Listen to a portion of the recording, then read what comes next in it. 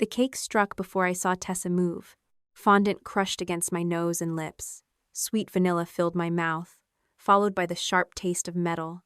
Something punched into my left cheek and stayed there. For half a second, all I heard was laughter bouncing beneath the glass roof of the conservatory. Tessa kept her hand against my face as if she were posing me for a photograph. "Relax," she said, laughing into the microphone clipped to her dress. "It's just a joke." I shoved her arm away and wiped the frosting from my eyes. My palm came back streaked with red. The laughter thinned into scattered gasps, but the cameras did not stop recording. Before I tell you what happened next, I hope you're doing well. Stay with me to see how one wedding prank exposed my family, and subscribe to the channel so you don't miss the rest of the story. 9 months later, I could still remember the exact order in which people reacted. My 16-year-old niece, Avery, covered her mouth. My brother Colin stepped toward me, then stopped when our mother raised one hand. Miles, Tessa's new husband, looked past the blood on my face and toward the content crew near the flower wall. My mother looked at a camera first. Only after she saw the red recording light did Diane Ward look at me. "Oh, Jocelyn," she said, as though I had spilled wine on myself. "Don't make a scene." I pressed 2 fingers below the wound. The skin around it felt hot and tight. A hard point moved beneath the frosting when I touched my cheek. "Tessa," I said, keeping my voice level. "Do not touch me again." Her smile flickered. Not because I was bleeding, because I had said it loudly enough for the microphone to catch. She lifted both hands. "I barely touched you. The decoration must have scratched you." A venue employee hurried over with a stack of cocktail napkins. I stopped him before he pressed them against my face. "Please call medical assistance," I said, "and get your event manager. I need all security footage and staff logs preserved from this room, the cake staging area, and the hallway outside it." The employee blinked. He had probably expected tears or screaming, not a preservation request. Diane reached for my elbow. "Come with me to the bridal suite. We'll clean you up and change your dress." I stepped away from her. "No. We need to get that blood off you. I need a doctor to see it before anyone cleans it." Her lips tightened. "You are not turning your sister's wedding into a police matter." I asked for medical help. You know what I mean. I did know. My mother had spent my entire life translating harm into inconvenience. If Tessa broke something, we were told accidents happened. If she humiliated someone, they were accused of lacking humor. If I objected, Diane said I was jealous of how easily people loved my sister. But I had not come to the wedding because my mother wanted a family photograph. That morning, Avery had texted me while I was getting dressed. "Please come. I don't want to be alone with them all day." I had stared at the message for a long moment before answering that I was already on my way. Avery had been 11 when her mother died, and 13 when Colin began relying on our parents for nearly everything he could not manage alone. School pickups, meals, appointments. The constant practical work that follows grief long after people stop bringing casseroles. Diane used that help as proof that she had earned access to every private corner of Avery's life. 2 weeks before the wedding, I had found a teaser on Tessa's business page. It showed blurred family photographs, a teenage girl sitting on the edge of a bed, and Tessa's voice promising a story about a young woman learning to turn grief into strength. The girl's face was hidden, but I recognized Avery's gray sweatshirt and the narrow silver bracelet her mother had given her. Avery admitted Tessa had filmed her during a panic attack at my parents' house. She said Tessa had promised the recording was only for the family to understand what had happened. I had saved screenshots of the teaser in 3 places. I had arranged to speak with Tessa privately after the ceremony. If she refused to delete the footage, an attorney I had already consulted would send a formal demand the following Monday. I came prepared. I drove myself. I did not drink. I declined the general media release presented at check-in. I kept my phone in my hand and sat near an exit. I sent my friend Maya the venue address and the time I expected to leave. My mistake was believing preparation would let me control the damage. At the cake table, Avery's breathing changed. I recognized the shallow rhythm immediately. Her shoulders rose too high, and her eyes fixed on the blood dripping from my jaw. "Colin," I said, "take her outside, somewhere without cameras." He glanced between me and Tessa. "Can we not do this here?" "I'm not discussing anything. Your daughter needs air." Avery gripped the edge of a chair. I lowered my voice and gave her the same instructions I used with frightened children at work. Look at me, Avery. Put both feet on the floor. Press your heels down. Tell me 3 things you can see that aren't white. Her eyes moved from my face to the room. Your dress, she whispered. The green exit sign. Uncle Colin's tie. Good. Go outside with your dad. Colin finally put an arm around her and led her toward the garden doors. Before they reached them, Kendra Shaw stepped sideways into their path. She was Tessa's maid of honor, dressed in pale blue with a headset tucked behind her hair. For 2 or 3 seconds, she looked toward the camera operator instead of Avery. Then she noticed the blood and moved so quickly she almost tripped over her dress. That hesitation mattered later. At the time, I only registered that she had been positioned to keep people inside the frame. Walter, my father, came close enough to speak without being overheard by most of the guests. I know a doctor in town, he said. He could look at it quietly. I'm going to the emergency room. That will create a record. I looked at him. Yes. He lowered his voice. You don't need to decide anything while you're upset. I'm not upset. I'm injured. The distinction seemed to unsettle him more than anger would have. Across the table, Tessa dabbed frosting from her own wrist, while Miles spoke to one of the camera operators. Did you get the reaction? He asked. The operator's face changed when he realized I had heard. Miles turned toward me. I meant the whole moment, for documentation. Then document this, I said. No one deletes anything. Tessa gave a short laugh. You always have to make everything sound sinister. Blood had reached the neckline of the cream-colored dress my mother had insisted I wear. 3 days earlier, Diane had called and said dark green would ruin the visual balance of the family photographs. Standing there under the bright camera lights, I understood why she had cared. A paramedic arrived with the venue manager. I answered questions, gave my name, and refused to let Diane speak for me.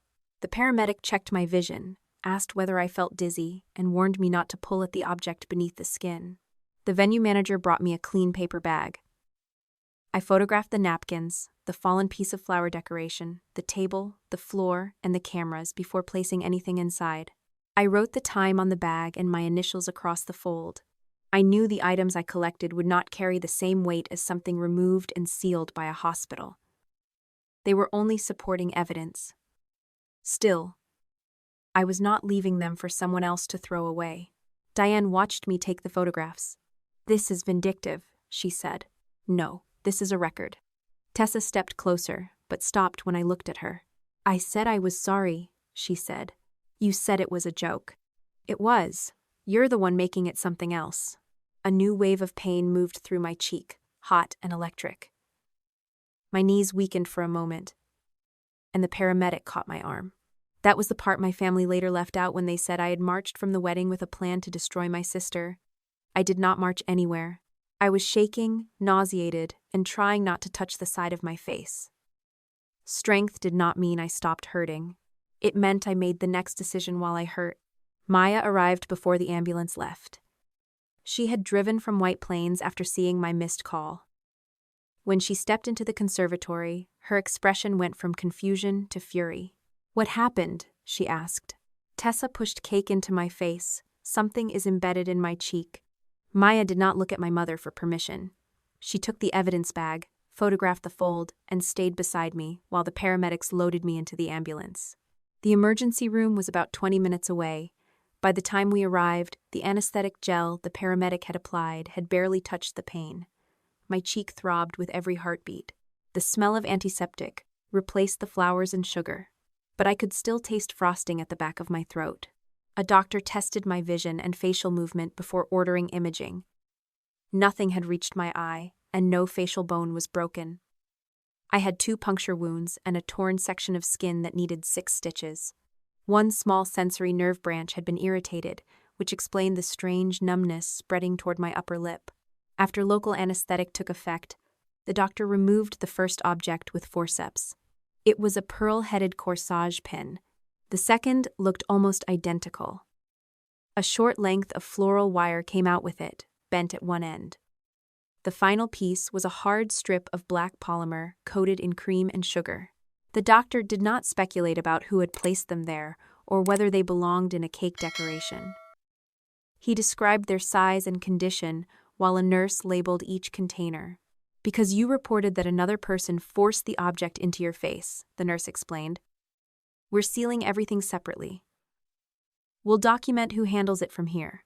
I watched her place tamper-evident tape across the containers and sign the chain of custody form. Once the stitches were finished and my pain had settled enough for me to think clearly, I called the police non-emergency line. I gave the officer Tessa's name, the venue, the time of the assault, the names of witnesses, and the hospital case number. Maya sat beside me while I spoke. She never interrupted, even when my voice shook. After the call, the nurse set the sealed evidence tray where I could see it before it was transferred. 2 pearl-headed pins, a length of wire, a rigid black support. The flower had not collapsed when Tessa drove it into my face. Someone had made sure it would hold. That was when I stopped asking whether Tessa's joke had gone wrong. I started asking what, exactly, had gone right for her. Maya drove me home a little after 2 in the morning. The local anesthetic had begun to fade, leaving a hot pulse beneath the bandage on my cheek. Every bump in the road sent pressure through my jaw. I kept the hospital discharge folder on my lap and the paper evidence bag between my feet, although the objects removed from my face had already been sealed separately for the police. My instructions were simple: keep the wound dry. Watch for fever, spreading redness, drainage, or changes in my vision. Return in 7 days for a follow-up and suture removal.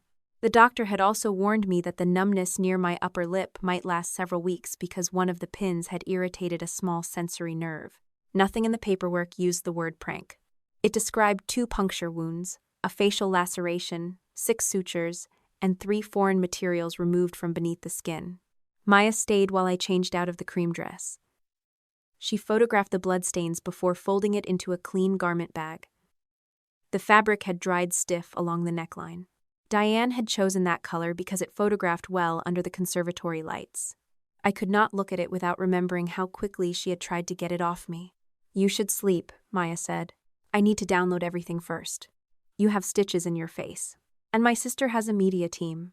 Maya did not argue again. She opened her laptop while I backed up the photographs from my phone.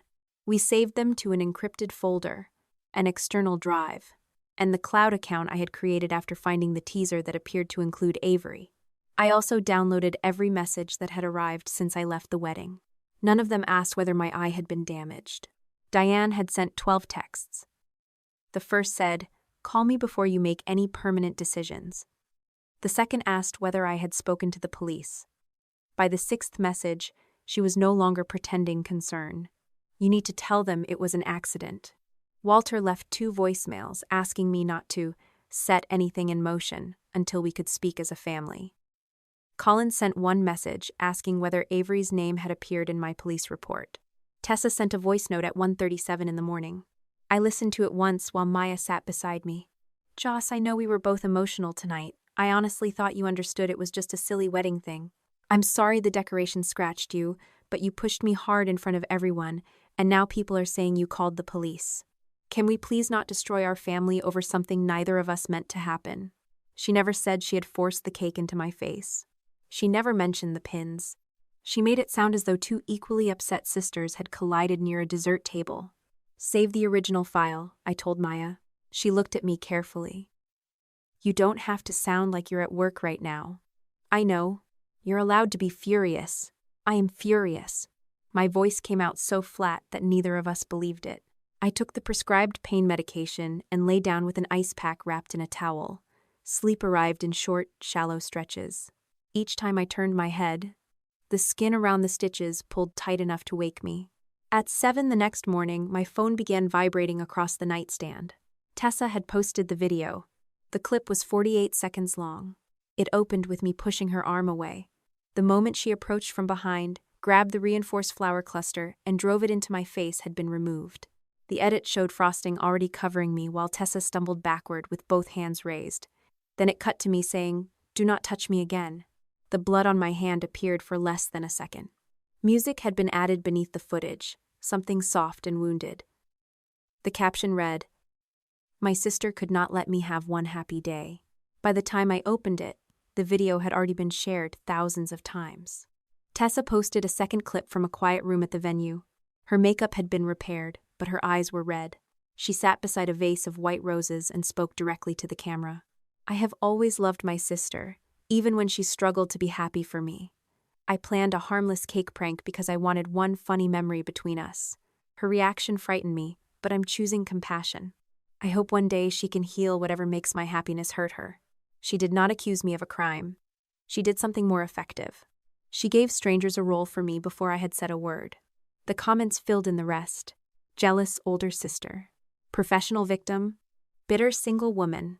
Someone slowed down the edited clip and circled my raised hand as proof that I had intended to strike Tessa. Another person wrote that the blood looked like food coloring. Several people said I had probably injured myself after leaving because I wanted attention. I opened the photographs Maya had taken at the hospital. The swelling had spread toward my eye. The stitches looked black against the torn skin. For several minutes, I drafted a response. I described the foreign objects removed from my cheek. I listed the hospital report number. I attached a photograph of the sealed evidence containers and another of my blood-stained dress. I wanted to show everyone that the wound was real and that Tessa had not simply smeared frosting across my face. Then I called the attorney I had consulted about Avery's video. She answered because I had warned her before the wedding that something might happen with the teaser, although neither of us had expected physical violence. "Do not post the photographs yet," she said after reviewing Tessa's clips. "Save the original files, record the URLs, and let me send preservation notices. You can make one factual statement. Nothing emotional. Nothing about Avery. She has already decided what happened. She has decided what her audience saw. That is not the same as deciding what the evidence will show. I wanted to believe those were the same battle. They were not. By Sunday afternoon, I had signed a representation agreement and paid a $7,500 retainer from my savings. My attorney prepared notices directing the venue, the bakery, Tessa's content company, and every known camera operator to preserve video, photographs, emails, equipment logs, raw audio, and editing files related to the wedding. The venue manager responded first. Because I had requested preservation before leaving, he had already instructed his security contractor not to overwrite the footage. That was the first good decision that felt as though it mattered. Diane responded to my silence by sending me a statement she had written for me. Last night, emotions ran high during an innocent family joke. My sister and I both regret how we reacted. I am recovering from a minor scratch, and we have resolved the misunderstanding privately. Please respect our family's happiness. She had written my recovery, my forgiveness, and my silence without asking me for any of them. Below the statement, she added, "Post this before your employer sees what people are saying." My employer called 20 minutes later.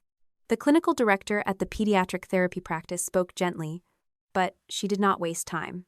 "A parent sent us a video from your sister's wedding," she said. "They're asking whether there was a physical confrontation.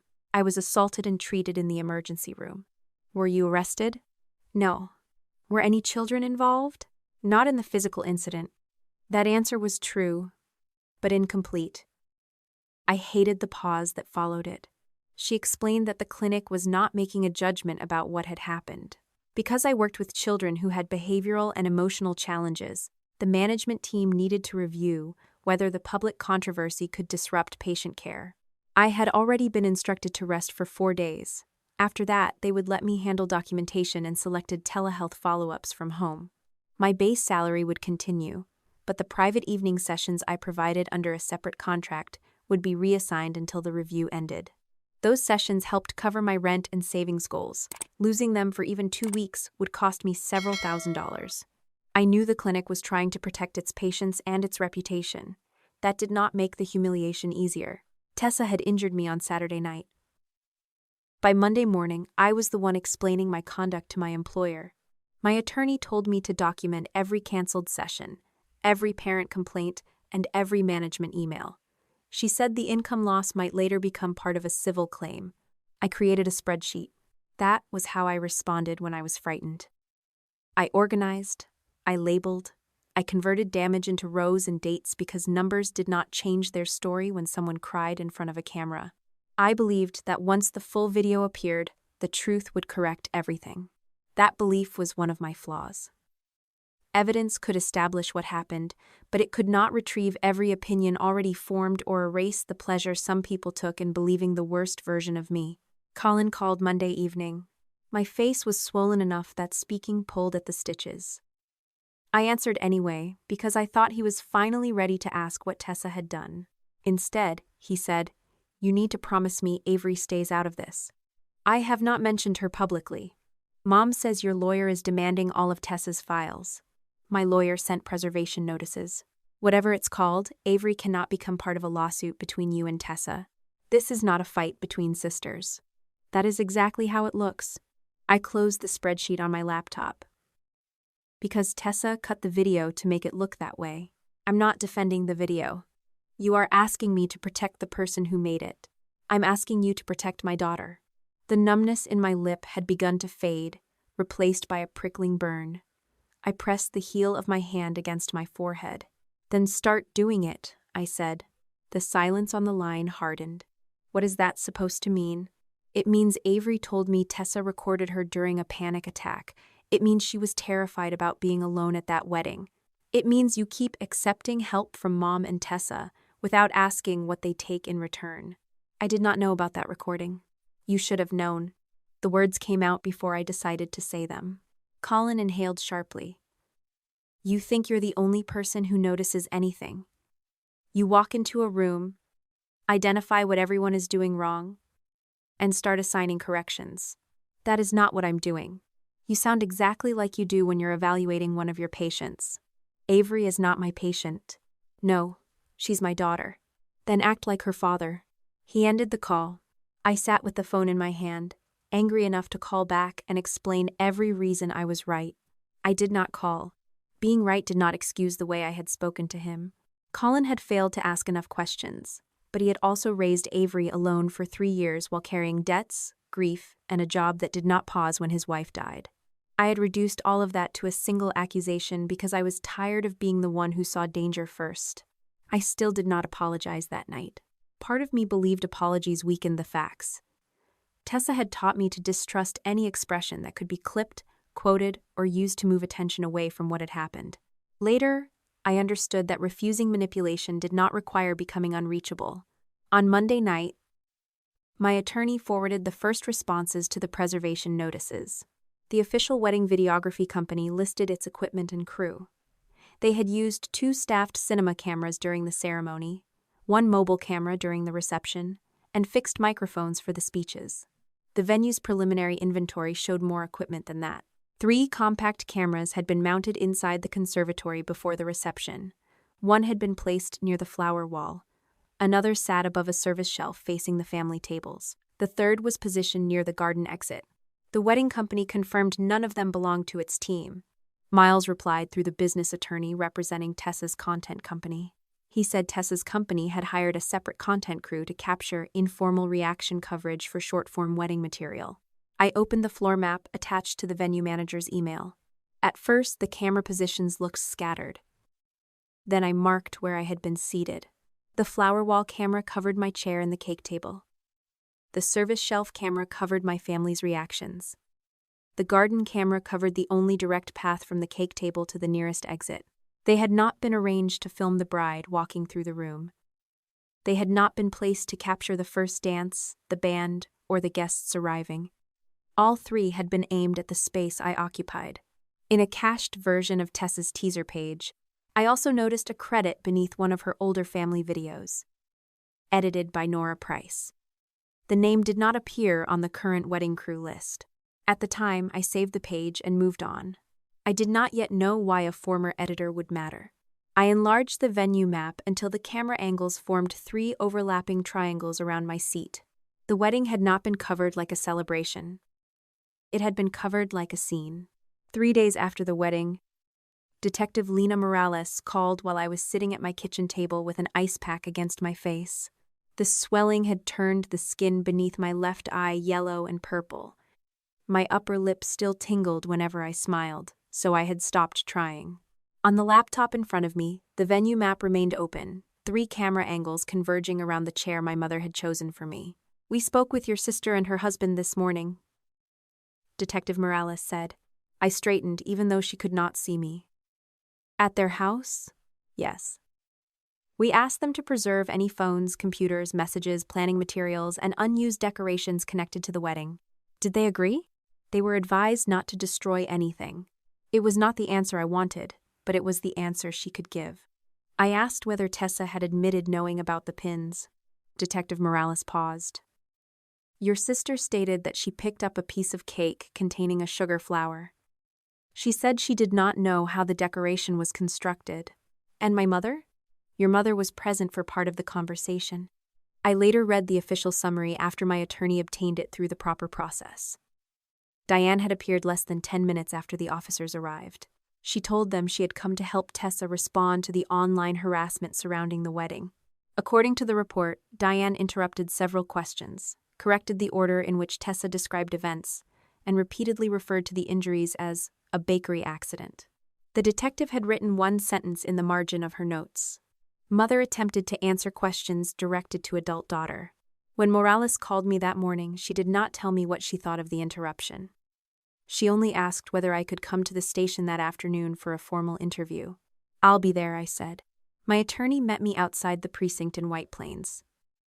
She reminded me that I was there as the complaining witness, not a suspect, but that did not mean every answer would be comfortable. Do not guess, she said. Do not exaggerate. If you do not know, say you do not know. I have nothing to hide. Everyone has context that can be made to look ugly. She was right. Detective Morales and another investigator sat across from me in a small interview room. A camera was mounted high in one corner. Before we began, they explained that the interview would be recorded, and I agreed. I gave them the timeline from the moment I arrived at the venue until Maya drove me home from the hospital. I described the cake striking my face, Tessa holding it there, the blood, the medical response, and my request that the venue preserve its footage. Then Morales asked why I had attended the wedding when messages between Tessa and me showed months of tension. I told her about Avery. I did not describe the panic attack in detail. I explained that Tessa appeared to have recorded a vulnerable medical or emotional episode involving my minor niece and had advertised the footage as part of a commercial project. Did you threaten your sister over that video? The other investigator asked. I told her that if she used it without valid permission, I would involve an attorney. Did you tell her you would destroy her business? No. Morales opened a printed page. You wrote, if you build your career on humiliating people who trust you, eventually someone will make you answer for it. I remembered the message. I had sent it in July after Tessa posted a video of our father falling asleep during a family dinner and added captions implying he had been drunk. That is my message, I said. It could be interpreted as a threat. It could. The full conversation shows what I meant. I handed her the complete export from my phone. I had not selected only the messages that made me look calm. The file included every sharp sentence I had sent Tessa, including one in which I called her work predatory. My attorney had warned me that producing the full thread might give Tessa material to use against me in public. I did it anyway. I wanted the investigators to see the whole relationship, not a cleaned version arranged in my favor. Morales scrolled through several pages. You and your sister did not like each other, she said. I loved her. I did not trust her. Those are different things. Yes, that distinction had taken me 38 years to understand. The interview lasted almost 2 hours. They asked who had access to the cake, whether I had seen anyone carrying pins, whether Kendra had touched the decoration, and whether I knew what company owned the extra cameras. I could answer only part of it. Kendra had carried a small floral supply box during the reception setup. Diane had visited the cake area twice. Tessa had disappeared into the preparation hallway shortly before the cake cutting. Miles had approved the separate content crew. None of those facts proved who altered the flour. When the interview ended, Morales walked us to the lobby. The bakery is cooperating, she said. They use support wire in some decorative pieces. My stomach tightened. So the pins could have come from them? I did not say that. But it is possible. We are checking. Tessa's representative released a statement before I reached home. The message said an unfortunate manufacturing defect had turned a harmless wedding tradition into a painful misunderstanding. It expressed sympathy for my injury, while urging the public not to blame the bride for materials hidden inside a professionally produced cake. The bakery's name was not included, but it did not need to be. Tessa's followers found it within an hour, their review pages filled with accusations. People called the bakery reckless, demanded refunds for future orders, and posted photographs of unrelated cake decorations as proof that the company routinely endangered customers. For the first time since the wedding, someone other than me had been assigned the role of villain. I could have encouraged it. A single post saying I was waiting for the bakery to explain itself would have kept suspicion pointed away from me. I did not post. The owner, a woman named Marisol Vega, called my attorney that evening. Her voice shook hard enough that I could hear it from the other side of the office speaker. "We use food-safe floral wire and some sugar work," she said. "We do not use pearl-headed corsage pins inside anything a guest might bite or press against a face. Those pins were not in the design we delivered." "Can you prove that?" my attorney asked. "I have photographs, material invoices, the sketch." My assistant took pictures at delivery because the bride had already complained twice about the placement. Marisol explained that the central flower cluster had been mounted inside a short, food-safe plastic pick. The pick kept the decorative elements together and allowed the entire cluster to be removed before serving. "The black plastic found in Miss Ward's wound may be part of that pick," she said. "But if it broke into her skin, someone removed it, cut it, or used it in a way it was never designed for." The floral wire was supposed to stay inside the sugar petals. The pearl pins were not part of the structure at all. Marisol agreed to provide the photographs, design sheet, invoices, and delivery confirmation after her business attorney reviewed them. My attorney thanked her and ended the call. I stared at the silent phone. I almost blamed her. I said, "You asked a question. I wanted the answer to be simple.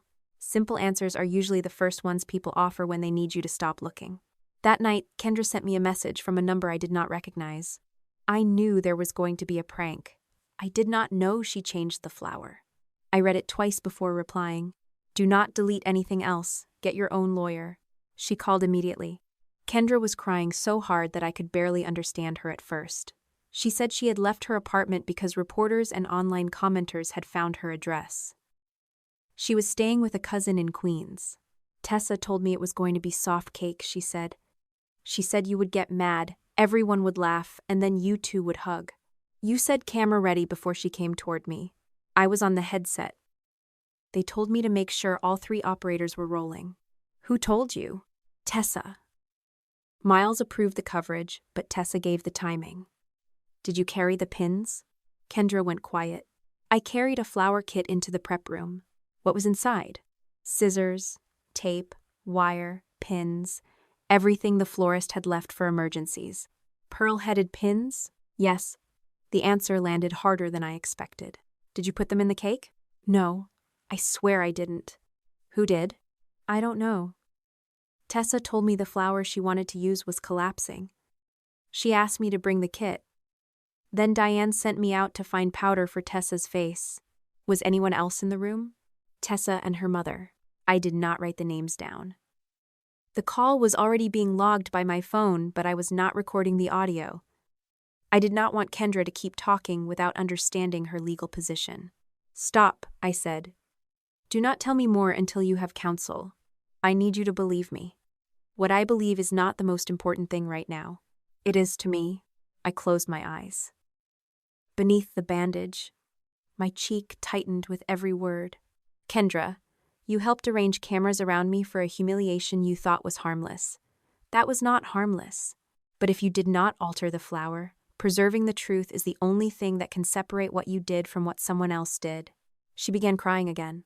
Then she admitted she had deleted 2 messages from Tessa after the police called. One message said Kendra needed to remember that the bakery had built the flower. The other said friends protected each other when family members became vindictive. "I panicked," Kendra said. "I thought deleting them would keep me out of it." "Did you delete the whole thread?" "No, just those 2. Were your messages backed up?"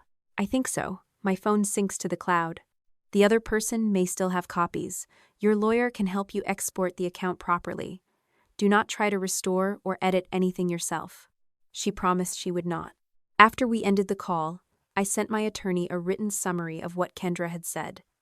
I did not contact her again that night. Kendra had known there would be a staged humiliation. She had positioned the cameras. She had carried the box containing the same type of pins later removed from my cheek. She had deleted messages after learning the police were involved. She was an obvious suspect. She was also frightened enough to be telling pieces of the truth before she understood how much they could hurt her. The next morning, Miles called me. He did not begin with an apology. "The bakery is going to confirm it used wire," he said. "That does not explain the corsage pins. It may explain that this was not intentional. Those are different questions." He exhaled through his nose. "Jocelyn, our business is frozen. Sponsors are asking whether Tessa planned to injure you. Employees are worried they will not be paid. You are not the only person affected. I was the only person who went to the emergency room. I know that. Do you?" His voice hardened. "I'm trying to stop this from turning into a criminal circus." "Then tell the truth about the cameras." There was a pause. "What about them?" "They were aimed at my chair, the cake table, my family, and the exit. Not at the bride, not at the first dance. Me. They were reaction cameras." "Whose reaction?" "Guests. Family." I opened the floor map on my laptop. One camera covered the flower wall in my seat. One covered Colin, Avery, and my parents. One covered the path I would use to leave. "That is not general coverage." Miles did not answer. "Did you approve those placements?" I asked. "I approved a short-form content plan." "Did you read the plan?" "Yes." "What did it say about me?" Another pause, longer this time. "It described you as resistant to appearing on camera." "That is not what I asked." He lowered his voice. "It said you were controlling, that you often challenged Tessa during family events. The marketing team wanted authentic tension." "Marketing team?" Tessa wrote the character framing. I treated it like positioning, not a factual statement. "You approved a plan that turned me into a character without my permission." "I thought you would be background. I did not know about the pins." "Did you know she intended to provoke me?" "I knew there would be a cake prank." "Did you know she expected me to get angry?" "It was reaction content, Jocelyn. That is what reaction content is." The casual way he said it told me more than an apology would have. Miles did not think he had helped plan violence. He believed he had designed a controlled emotional event in which my discomfort was simply one production element. "Was Avery included in the plan?" I asked. "I never approved using a minor without a release." That was not an answer. "I have not seen any final Avery segment." "Have you seen the raw footage?" "No." "Then you do not know what your company possesses." "Our company is Tessa's company. You just called it ours." He ended the call a few seconds later. My attorney advised me not to call back. Instead, I wrote down his exact wording while it was fresh and sent the note to her. That afternoon, Marisol's photographs arrived. The first showed the finished cake in the bakery kitchen. The central flower cluster sat upright inside a translucent plastic pick. No pearl heads were visible. No black strip extended beyond the base. The sugar petals looked delicate enough to crack under a fingertip. The second photograph had been taken at the venue at 4:12 in the afternoon. A digital timestamp and delivery receipt placed it more than 3 hours before the reception. The flower remained intact inside the protective pick. The final photograph showed Marisol's assistant standing beside the cake after setup. Behind her, the preparation hallway door was open. On the wall beside it hung a sign-in sheet for restricted access. The venue provided the corresponding hallway footage the following day. It did not show anyone placing pins into the flower. The preparation room itself had no camera, but it showed the flower cluster leaving the cake. At 5:41, Kendra carried it into the room along with the emergency floral kit. At 5:44, she came out alone and walked quickly toward the bridal suite. At 5:52, Diane entered the preparation room carrying a cosmetic bag. At 5:58, Diane left without it. At 6:03, Tessa emerged holding the flower cluster in both hands. It looked stiffer than it had in the delivery photograph. She handed it to the event manager, who returned it to the cake because the bride had requested a last-minute adjustment. The manager later stated that he assumed the decoration had been repaired by the wedding florist. The wedding florist had already left. The venue's electronic access log confirmed that only 4 authorized people entered the preparation area after the bakery delivery: Tessa, Diane, Kendra, and the event manager. The manager had been inside for less than a minute earlier in the afternoon to check refrigeration. The footage showed him empty-handed when he entered and when he left. I studied the remaining 3 names.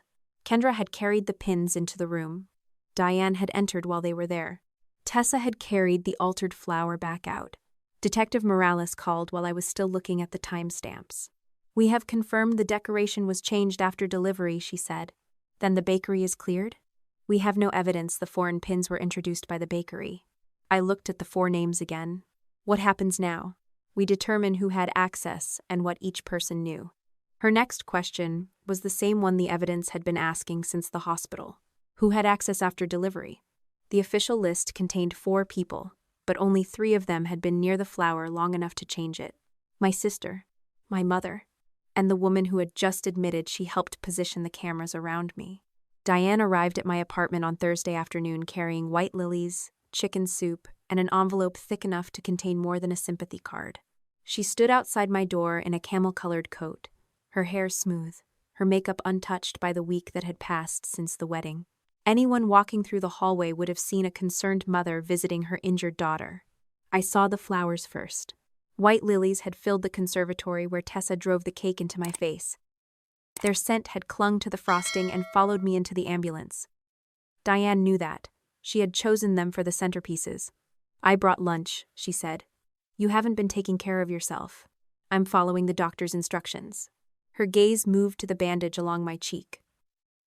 For a moment, I thought she might finally ask whether the numbness had improved.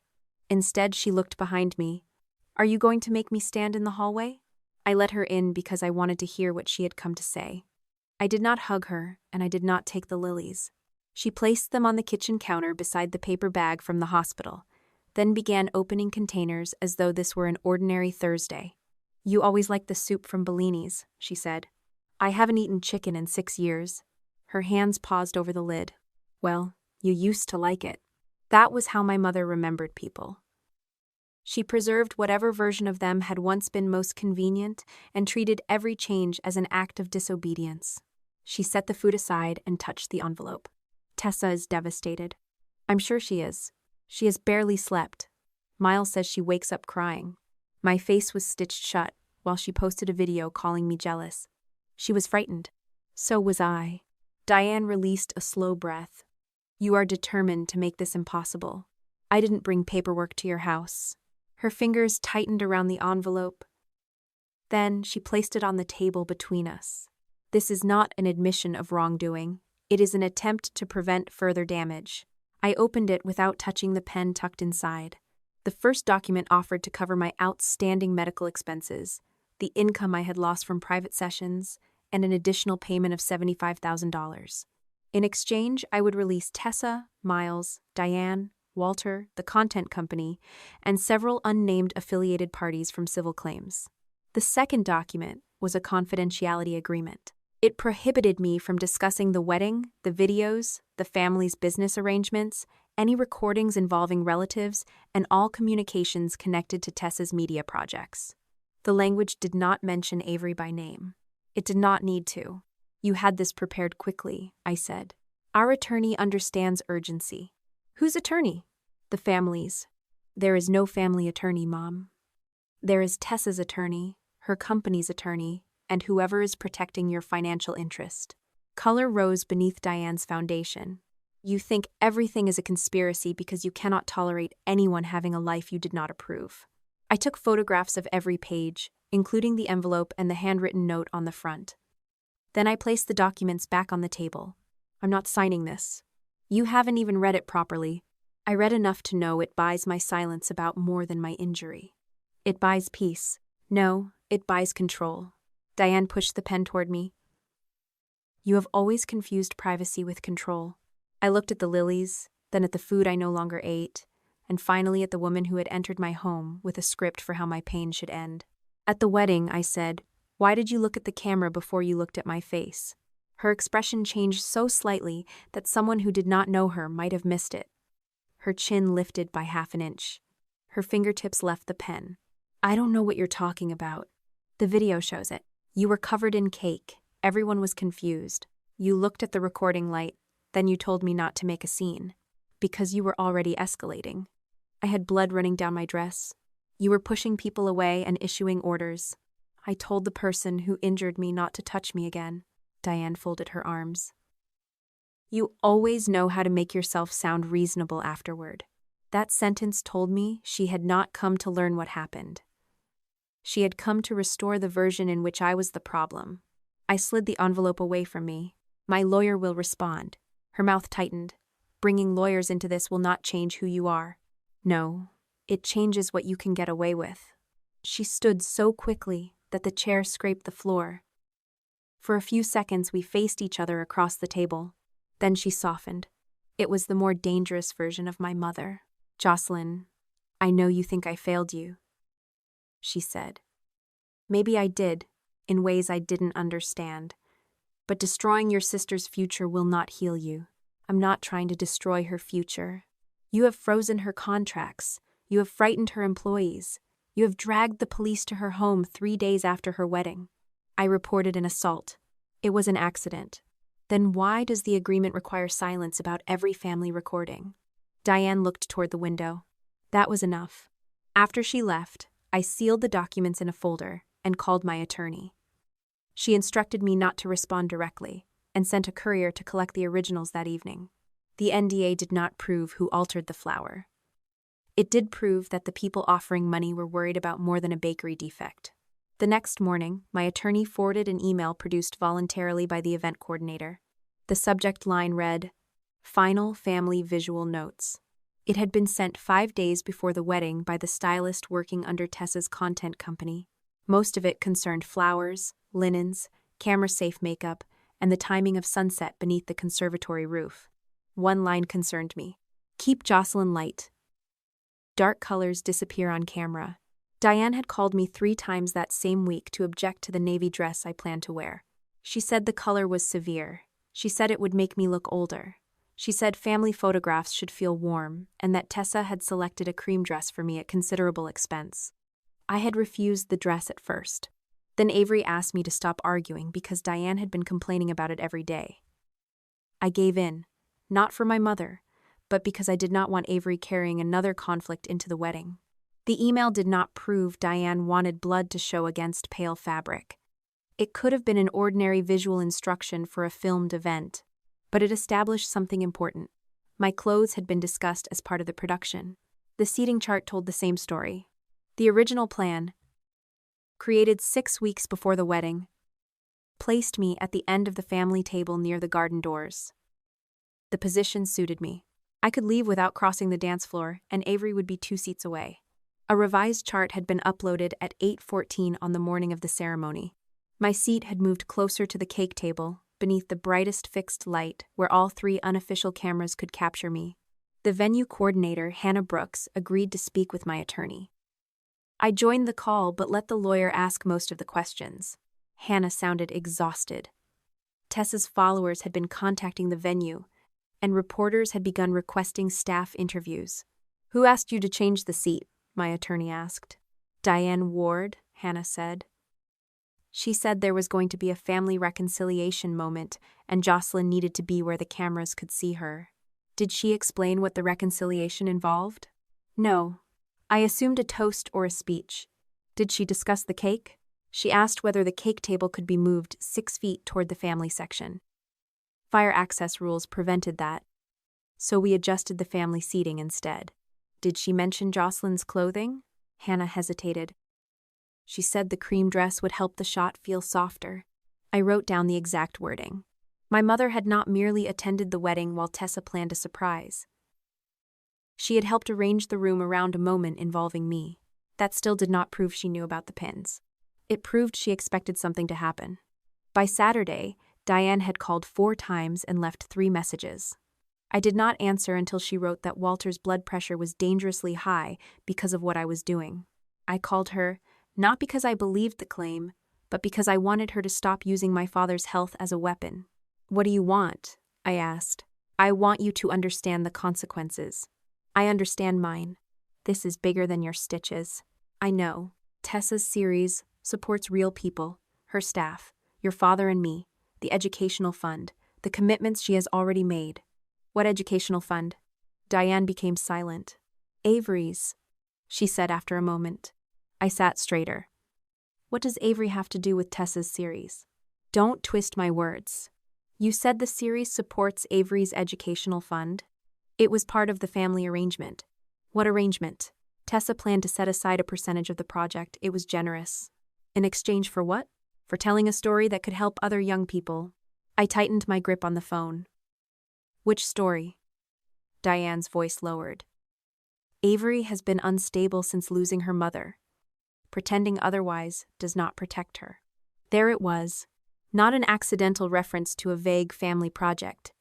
Diane knew exactly which child, which pain, and which footage were at risk. Avery is grieving, I said. She is not content. No one said she was. You just tied her college fund to the series. Because money from the series could help her. Who gave permission to use the video? Colin knows Tessa has always documented the family. That is not permission. He has accepted money from her. That is not permission either. Diane's patience snapped. You think morality is easy because you have never had to raise a child alone. Colin was 19 when Avery was born. Then he lost his wife. Your father and I carried that family while you visited on weekends and criticized how we did it. I helped whenever Colin allowed me to. You helped on your terms. Tessa created opportunities. Tessa filmed Avery while she could not breathe. She captured a difficult moment that could become meaningful. Did Avery agree? She is 16. She does not understand the long-term value. The room around me seemed to narrow. Send me the release, I said. What? The signed permission authorizing Tessa to use Avery's panic attack in a commercial series. Send it to me and Colin. This is exactly why no one can talk to you. You turn every conversation into an interrogation. Because you answer every question except the one I ask. Diane ended the call. I contacted Colin immediately. He answered from his car. I could hear traffic and the rhythm of his turn signal. Did you sign a release for Tessa to use footage of Avery? I asked. He sighed. Not this again. Mom just said Avery's college fund is tied to the series. What college fund? You tell me. I know Tessa mentioned setting aside money. I never agreed to put Avery in a show. Did you sign anything? I've signed school forms, medical forms, family trust papers. Mom brings things over all the time. That is not an answer. I don't remember signing a media release. Then check. I'm working. This concerns your daughter. Everything concerns my daughter when you need a reason to attack the family. My cheek burned beneath the healing skin. If you refuse to look at the documents, you are choosing them over her again. The word again changed the entire call. Colin stopped speaking. I heard the turn signal click several more times before it went silent. You don't get to say that to me, he said. I'm trying to make you understand the risk. No, you're trying to be the only adult who ever protected Avery. That is not what I said. It is what you meant. He hung up. I nearly called him back. I had facts on my side.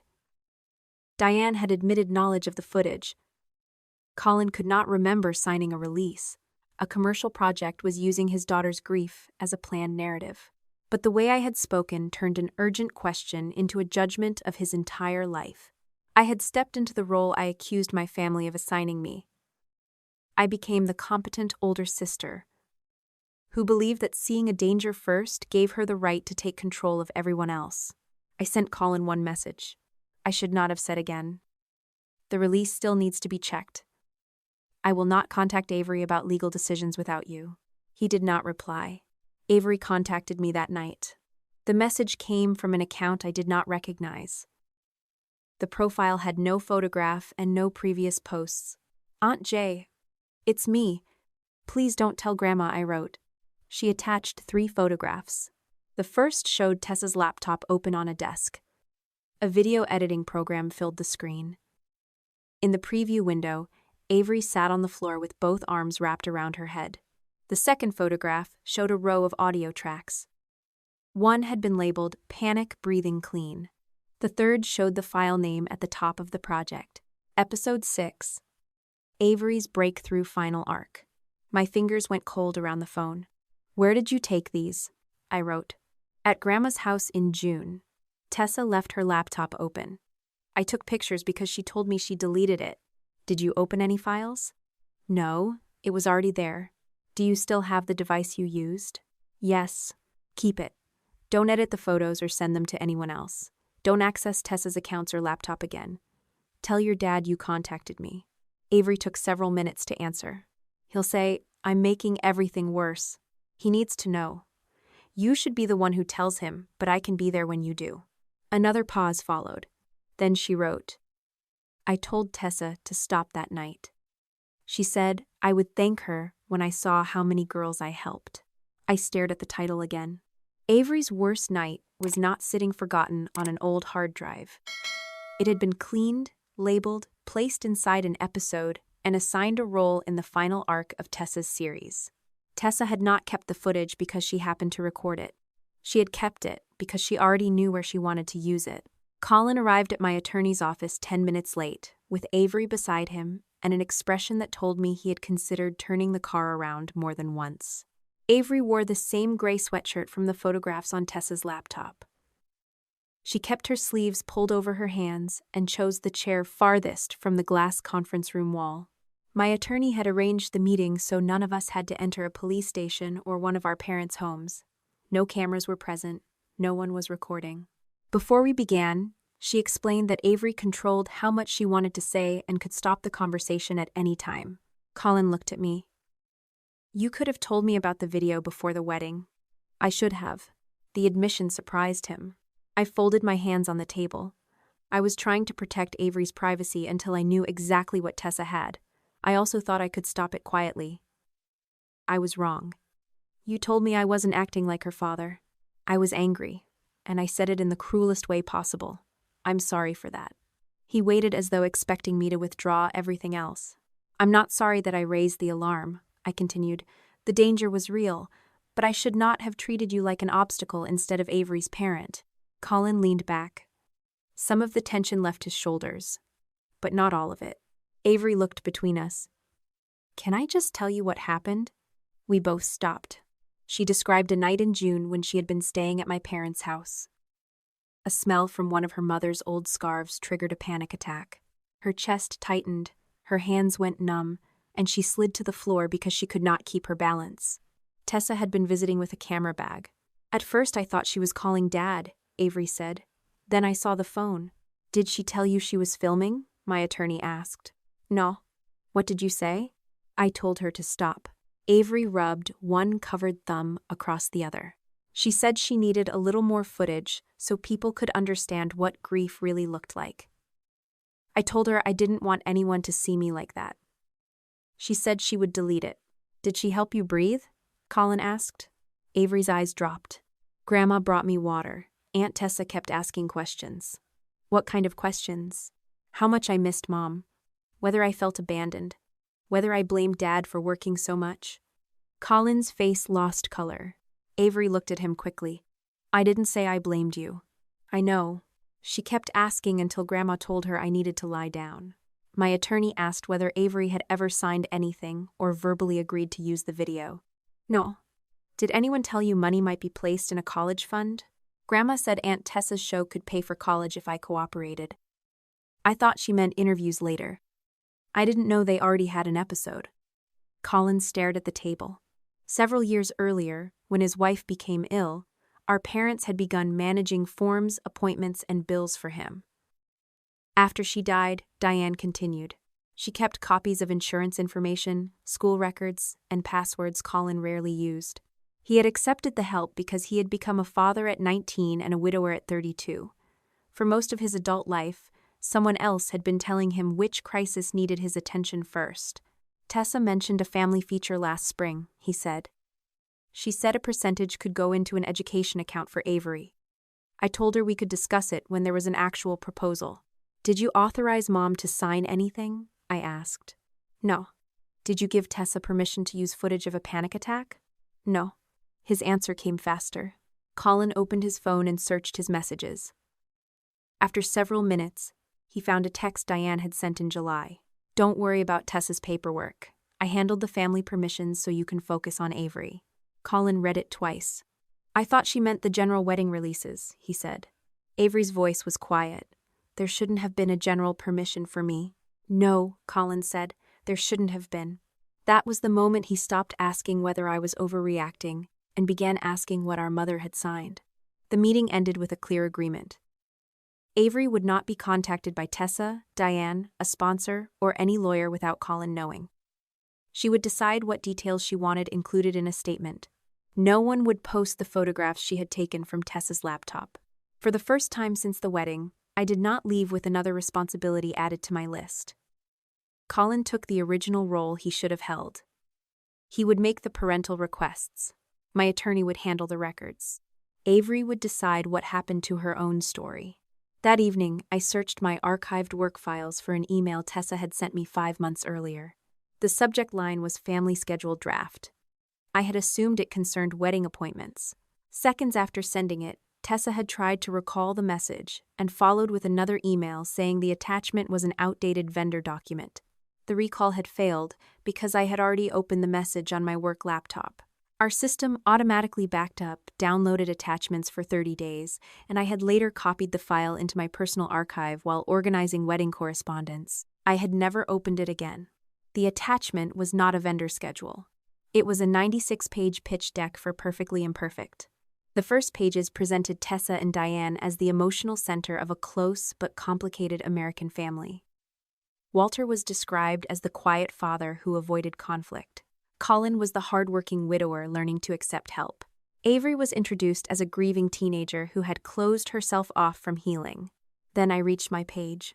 Jocelyn Ward, the estranged, controlling older sister, highly educated, emotionally guarded, and threatened by Tessa's ability to connect with others.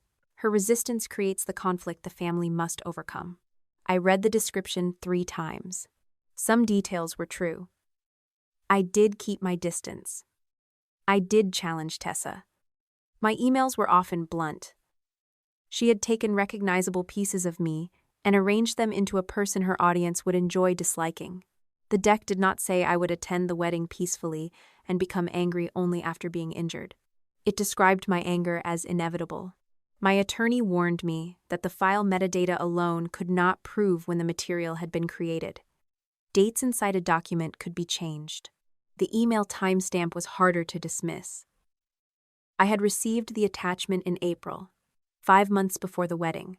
2 days later, the sponsor's legal department confirmed through its compliance review that Tessa had submitted a version of the same pitch deck in May. Their submission log matched the file name and page count. The wedding had not yet happened. The sponsor's copy contained an episode timeline that mine did not. Episode 1 introduced the family and hinted at old resentments. Episode 2 centered on Avery's grief. Episode 3 was labeled Wedding Rupture. Beneath it, Tessa had written, Jocelyn's inability to celebrate her sister causes a public break. Tessa chooses grace. Diane refuses to abandon either daughter. The next episode promised consequences, family division, and a private reconciliation. The final episode was titled Healing the Ward Women. Tessa had sold both my collapse and her forgiveness before she had a wedding license. Near the end of the deck, I found a page of sample promotional images. One showed a faceless bride in white. Another showed a woman in a cream dress raising one arm near a wedding cake. Across the image were the words, "My jealous sister ruined my wedding." The file had been submitted 4 months before Diane pressured me to wear cream. My attorney enlarged the page and studied the image. "This does not prove they planned the exact assault," she said. "It proves they had planned a public conflict involving you. They needed me to become this person. They needed footage that supported the character they sold." I thought about the 3 cameras around my chair. The brighter light, the changed seating chart, Kendra being told not to pull Tessa away too soon. The cake was no longer an isolated act of cruelty. It was production. Tessa responded before the sponsor finished its review. She posted screenshots of emails I had sent over the previous year. In one, I told her that recording vulnerable relatives was predatory. In another, I wrote that someone would eventually hold her accountable. She removed the surrounding conversation and captioned the images. "My sister has been threatening my career for months. Now she is using a private family video to demand money." I had never demanded money from her. My attorney had sent notice of potential claims for medical costs, lost income, and the preservation of evidence. Tessa called that extortion. This time, her story worked because the emails were real. They sounded cold. They sounded judgmental. They showed the part of me that had stopped trying to persuade Tessa gently years earlier. The clinic extended its internal review by another week. My base salary continued, but I lost a weekend workshop and the remainder of my evening contract sessions for the month. My attorney added the canceled agreements and payroll records to the damages file. I wanted to release the pitch deck immediately. One upload would prove that Tessa had described me as the wedding villain before the wedding occurred. My attorney advised against posting the full document because it also contained information about Avery. For once, I did not argue that I could redact it myself. I called Colin and Avery. We met again in the same conference room. Avery reviewed the pages that referred to her. She agreed that my attorney could use the teaser photographs, her statement, and limited portions of the pitch deck in legal and sponsor compliance proceedings. She refused permission to release the panic attack video or detailed descriptions of what happened. No crying clip, she said, even if it makes people believe you. I looked at her. Agreed. What if they keep saying you lied? Then we prove what we can without using what belongs to you. Colin signed the parental authorization for the limited legal use Avery had chosen. He also signed the formal demands concerning the preservation and removal of her footage. Before we left, Avery asked me one more question. Are you mad that I won't let you show the video? No. It was not entirely true. Part of me wanted the fastest piece of evidence available. I wanted strangers to hear Avery say, "Stop and watch Tessa ignore her." But wanting to use it did not make it mine. I'm angry that they put you in a position where you have to protect yourself from the people who claimed they were helping, I said. I'm not angry at your decision. She nodded. That night, I opened the sponsor-confirmed timeline again. Wedding rupture. Public break. Tessa chooses Grace. The sequence looked less like a prediction each time I read it, and more like instructions. The cake was not where her plan began. It was where my part of her plan was supposed to become visible. The sponsor's legal department opened its compliance review 11 days after the wedding. They did not do it because my attorney ordered them to. She had no authority to force a private company to hand over its records without formal discovery or a subpoena. They opened the review because the hospital report, the altered cake decoration, and the pitch deck created a problem their lawyers could no longer classify as family drama. The company had paid for a series built around real people. Now one participant had been injured, another was a minor who denied giving permission. And the central conflict appeared to have been planned before it happened.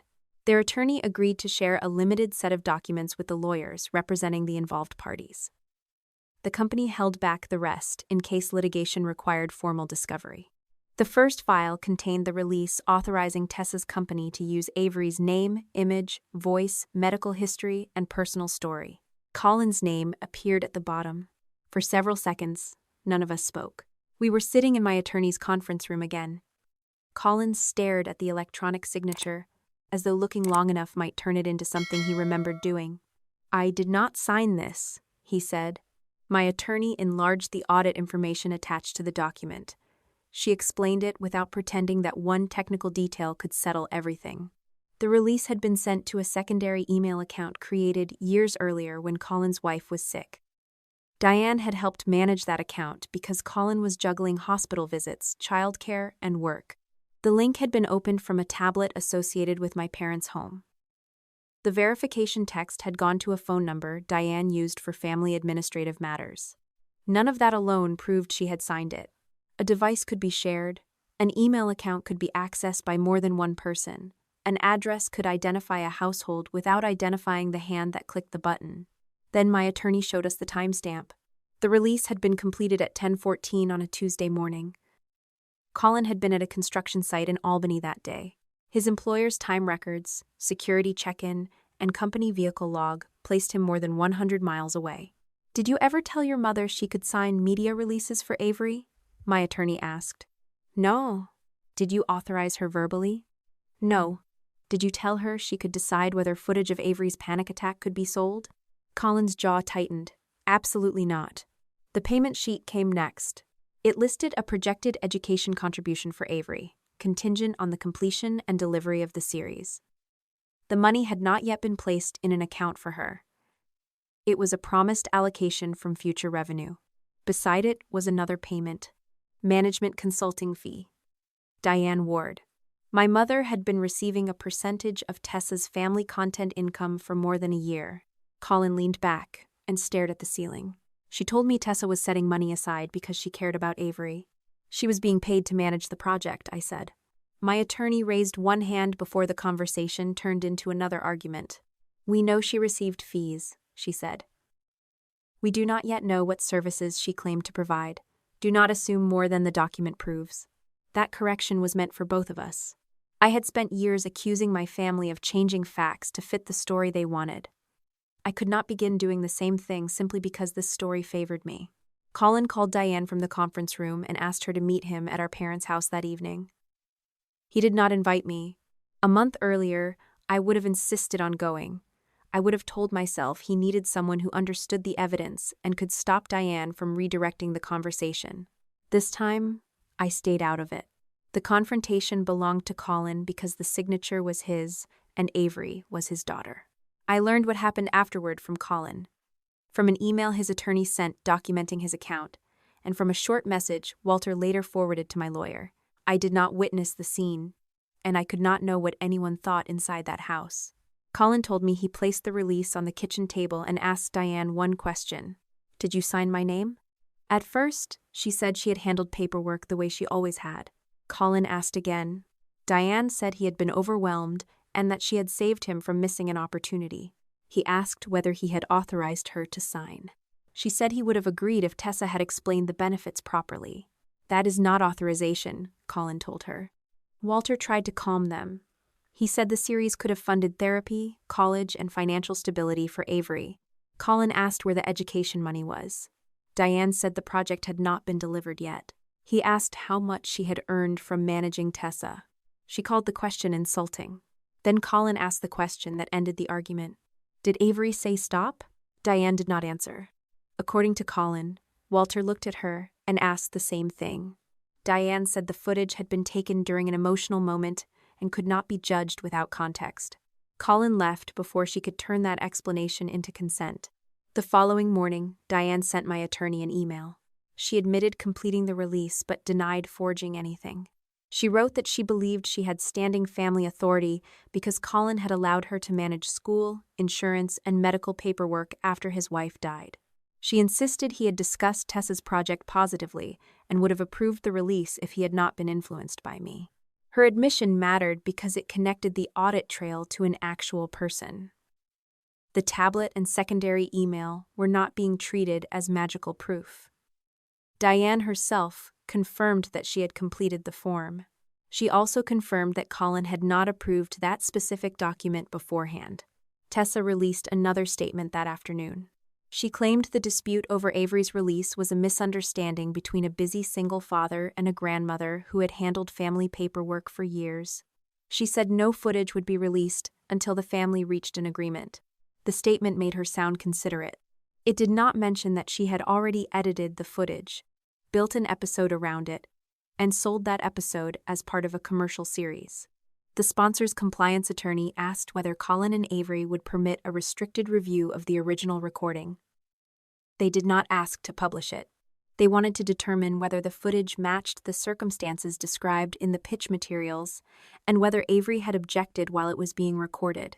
My attorney told us the full video could reverse the public narrative quickly. If people hear Avery asking Tessa to stop, it becomes difficult to maintain that this was voluntary family storytelling, she said. I understood the legal point. I also understood how easily a private review could become a public leak. One screenshot, one copied file, one employee who believed exposure served a greater good, and Avery's worst night would belong to strangers forever. We met in a secure review room at my attorney's office. The video was not emailed to us. It remained on an encrypted legal platform, and access was logged. Avery sat between Colin and me. Before the playback began, my attorney reminded her that she could stop it at any moment. The video opened with a tilted view of my parents' guest room. Avery was on the floor beside the bed, trying to pull air into her lungs. Diane knelt nearby with a glass of water. Tessa's voice came from behind the phone. "Tell me what you're feeling." Avery shook her head. "Is it because you miss your mom?" Avery covered her face. "I don't want you filming." Tessa moved closer instead of lowering the phone. "This could help people understand you."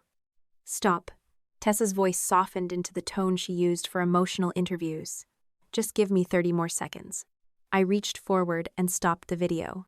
Only 18 seconds had played. The room stayed quiet until Avery spoke. "You can show that part." I looked at her. "You don't have to decide now." "I already decided. They need to hear me say stop." My attorney explained the available limits. Avery and Colin could authorize a short excerpt for a defined compliance purpose. The clip would be shown only to the sponsor's legal and review team.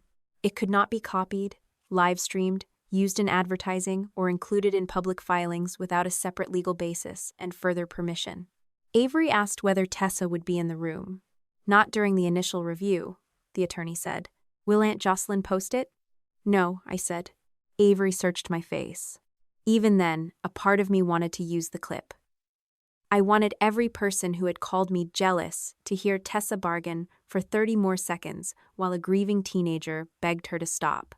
That desire embarrassed me, but denying it would have been another lie. "I want people to know what she did," I told Avery. "But wanting that does not give me ownership of what happened to you." Avery nodded. "Then I want the lawyers to see it, not everyone." Colin and Avery signed a limited authorization prepared specifically for the compliance review. Avery wrote one sentence in her own handwriting beneath her name. "I am allowing this because I want the company to know I said no." The restricted clip and her statement were transferred to the sponsor through the secure portal. Walter came to my apartment 2 days later. He looked older than he had at the wedding. His shirt collar sat unevenly, and he carried no flowers, food, or prepared apology. "I want to settle this before the family loses everything," he said. "Talk to my attorney." "I am talking to my daughter." "You are asking your daughter to make a legal decision that affects several victims and multiple investigations. Talk to my attorney." He sat at my kitchen table and placed a handwritten page in front of me. He and Diane had a home equity line of credit available. They also had a small investment account Walter had intended to preserve for retirement. Together, he believed they could fund a civil settlement without forcing Tessa to sell her home immediately. The numbers were not enough to cover the sponsor's potential repayment demand, Tessa's legal costs, my damages, and any other claims that might follow. It was enough to weaken my parents financially for years. "Why are you offering your retirement money?" I asked. "Because this has gone too far." It went too far when she drove metal into my face. I mean the consequences. That is usually when people decide harm has gone too far. When it reaches them. Walter rubbed both hands across his knees. "Tessa has been helping us." "How much?" He looked toward the window. "How much, Dad?" "About $4,000 a month." The figure surprised me, not because it made my parents wealthy, but because it explained the panic behind their loyalty. $4,000 a month covered property taxes, insurance, part of their mortgage, and the expenses Walter's retirement income no longer stretched far enough to meet. "Why were you taking that much from her?" Diane said it was management income. Tessa said the family stories would not exist without us. "Did you know Mom received a percentage?" I knew she was helping with scheduling and permissions. "Did you know she signed Colin's name?" No. I could not tell whether that answer was true. I could only record what he said and compare it with the evidence later. Walter lowered his voice. "If Tessa loses the sponsor, the payments stop. If they demand the advance back, she may lose the house. Miles is already talking about separating their finances. Your mother could be charged over a form she believed she had permission to complete. And Avery could have had her panic attack sold because none of you thought her refusal mattered. We thought the money would help her. You keep describing payment as permission." He flinched. I slid the page back to him. "I will not accept a private offer. Send it to my attorney. Any settlement must address the evidence, the videos, Avery's rights, my medical costs, my lost income, and every person whose content was used without valid consent. Do you want your sister in prison? I want the process to stop depending on what I want." That was the truth. I wanted Tessa punished. I wanted Diane exposed. I wanted everyone who had doubted me to admit it publicly. But criminal charges belonged to prosecutors. Civil claims belonged with lawyers and courts. Avery's story belonged to Avery. My role was not to control every outcome. It was to stop surrendering decisions that were actually mine. Colin began doing the same.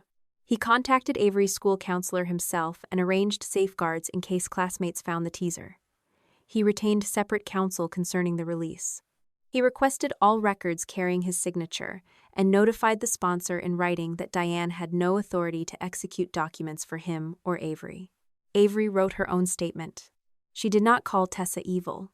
She did not describe every detail of the panic attack. She wrote that she had asked for filming to stop, had been told the footage would be deleted, and had never agreed to become a character in a commercial series.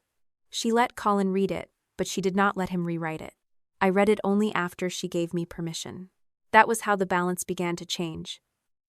Colin stopped handing his responsibilities to our parents. I stopped taking them from him. Avery stopped being the reason adults fought and became a person whose decisions shaped what happened next.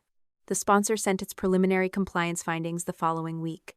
The release could not be treated as valid parental consent. The description of the filming circumstances was materially inconsistent with the restricted clip. Payments connected to Avery's episode were frozen. The series remained suspended pending a wider review. Attached to the report was a list of people who had received money from Tessa's company. Diane's name appeared repeatedly. Consulting fee, family access management, participant coordination, release administration. My mother had not protected Tessa because she believed her. She had protected the business because she was part of it. Nora Price contacted my attorney 4 days after the sponsor froze every payment connected to Perfectly Imperfect. Her name had appeared beneath several of Tessa's older videos, including the cached page I had saved after the wedding. She had edited family content for Tessa for almost 2 years, then disappeared from the credits the previous spring. Nora did not call me directly. She wrote to my attorney and asked whether the office could verify that she would not be accused of stealing company property if she disclosed files connected to the wedding. Before anyone reviewed a single document, the lawyers established where the files had come from. Tessa's company had used a commercial storage platform that allowed freelance editors to retain assigned projects while invoices remained unpaid. Nora still had authorized access to several folders because Tessa owed her more than $18,000. She had not broken into an account, guessed a password, or copied anything from Tessa's personal devices. The storage provider confirmed Nora's permissions, file history, and download logs.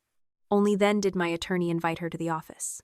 Nora was 42, with cropped dark hair and the exhausted expression of someone who had spent too many years making other people appear more sincere than they were. She brought her own attorney and a company-issued external drive sealed inside an evidence bag. "I'm not asking for money," she said before she sat down. "I want the unpaid invoices handled separately. I came because I saw what happened to you, and I recognized the edit." "What did you recognize?" I asked. "The ending before the event." She opened a folder titled Jocelyn Meltdown Final. My own name looked obscene written that way. The folder had been created in May, 4 months before the wedding. Server records showed each upload and revision. Emails from Tessa assigned tasks to Nora and 2 other freelancers. The files had not been dropped into the folder after the assault to make the plan look older. The first document was a production timeline. Guests seated by 6:15, family toast by 6:40. Cake provocation between 7:10 and 7:20. Jocelyn reaction coverage, all cameras. The next file contained the floor plan I had already seen. But this version included handwritten notes. Camera A. Clean profile on Jocelyn. Camera B. Diane and Colin reaction. Camera C. Exit follow. Beside the garden camera, someone had typed, "If she walks, follow. Do not cut until she reaches the parking area." The wardrobe page contained photographs of cream, ivory, pale pink, and beige dresses. Dark colors flatten blood and frosting. My mother's insistence that I wear cream no longer looked like a preference. It looked like a production requirement. A list of suggested conversation prompts appeared beneath the wardrobe notes. Ask why she never married. Mention that Tessa built something while Jocelyn only criticizes. Ask whether she resents Avery trusting Tessa. Bring up mom's financial help. The questions were designed to create anger before the cake arrived. Nora clicked another file. It was a thumbnail created in June. A stock photograph of a woman raising one arm had been placed beside an image of a bride crying. Across the center were the words, "My jealous sister ruined my wedding." The woman's dress had been digitally changed to cream. "They did not have a photograph of you yet," Nora said. "The instruction was to replace the model after the wedding." My attorney asked whether Nora had known Tessa intended to injure me. "No," she said. "I knew they wanted an emotional confrontation." Tessa said Jocelyn would criticize the cameras, refuse the prank, and storm out. "I thought it was manipulative. I did not think anyone would put metal in her face." "Why did you keep working on it?" Nora looked directly at me. "Because I told myself editing was not the same as causing it." Her answer sounded painfully familiar. Miles had told himself approving reaction coverage was not the same as harming me. Kendra had told herself keeping guests in frame was not the same as attacking me. Walter had told himself accepting money was not the same as asking where it came from. Every person around Tessa had divided the machine into small enough pieces that no one felt responsible for what it produced. Nora showed us the final instruction file. If she laughs, Tessa pivots to sisterhood. If she freezes, Tessa pushes. If she walks, follow. If she gets angry, hold on Diane. The plan contained branches for every reaction except the one I gave. Medical assistance. Preserved footage. Police report. Nora had refused one later assignment involving Avery. Tessa wanted the panic attack footage cleaned, with breathing sounds isolated and Diane's interruptions removed. "That was when I quit," Nora said. "You did not report it?" my attorney asked. I told myself the father must have signed something. Tessa sent me a release with Colin's name. Nora's voice lowered. I should have asked whether the girl had said no. She signed an affidavit describing the workflow, her authorized access, and the instructions she received. She also provided the original assignment emails and the storage platform's verification records. The folder proved Tessa had planned to provoke me. It did not prove who placed the pins inside the flower. For that, we still needed someone who had been in the preparation room. Kendra came to the office the following week with her attorney. She looked different without wedding makeup and carefully arranged hair. Her face had broken out along her jaw, and she kept glancing at the door whenever someone passed in the hallway. Tessa's company had sent her a cease and desist letter, accusing her of stealing trade secrets, damaging contractual relationships, and spreading false allegations. Nora had received an almost identical letter. My attorney advised both women that the threats did not prove Tessa had committed assault. They did show how quickly she used legal pressure against people who challenged her version. Kendra placed her phone on the conference table. "I need to explain why I recorded them," she said. She had known about the prank for 3 weeks. Tessa told her it would involve soft cake and a sugar flower that would collapse on contact. Kendra's job was to cue the camera operators, guide nearby guests away from the frame, and make sure I could not see Tessa approach. 2 days before the wedding, Tessa complained that the sample decoration bent too easily. She said she needed something reinforced, Kendra told us. I thought she meant thicker sugar or a stronger plastic pick. On the wedding day, Diane asked Kendra to bring the emergency floral kit into the preparation room. It contained tape, wire, small scissors, green pins, and pearl-headed corsage pins. Kendra placed the kit on the counter. Tessa examined the pearl pins. Diane sent Kendra out to retrieve face powder from the bridal suite. When I came back, the flower was already different, Kendra said. It did not bend when Tessa held it. I asked what she had done. She told me to focus on the cameras. Kendra said she became frightened that if something went wrong, Tessa would claim the maid of honor had altered the decoration. She opened the voice recording application on her phone before asking about it again. Under New York law, her attorney explained, Kendra could record a conversation in which she was personally participating. She had not left a device hidden in an empty room or recorded people while she was absent. The original file remained on her phone. A forensic specialist had copied it, calculated a digital hash, and confirmed there were no cuts in the relevant section. Background noise was reduced slightly for clarity, but the important words had been audible in the untouched file. We listened to the complete exchange, not only the damaging lines. Tessa's voice came first. Camera A needs her profile.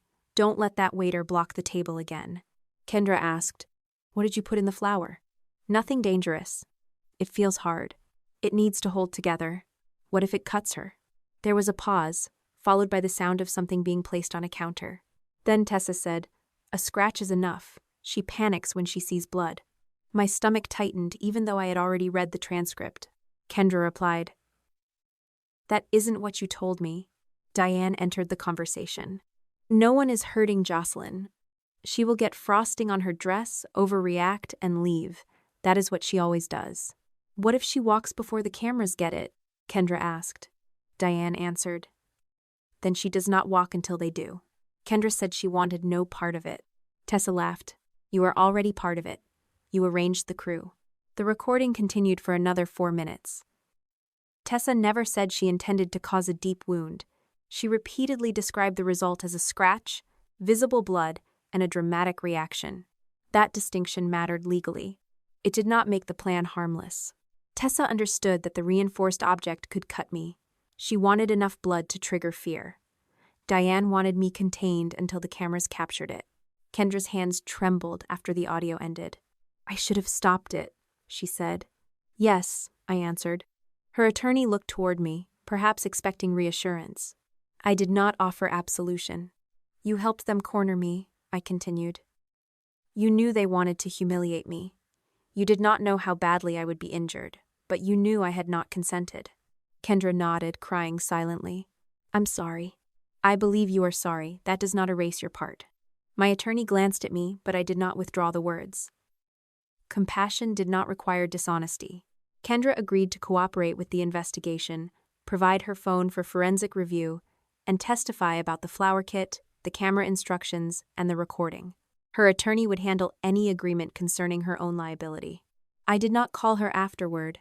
I did not coach her, promise protection, or ask her to make her story stronger. The evidence had to survive without my influence.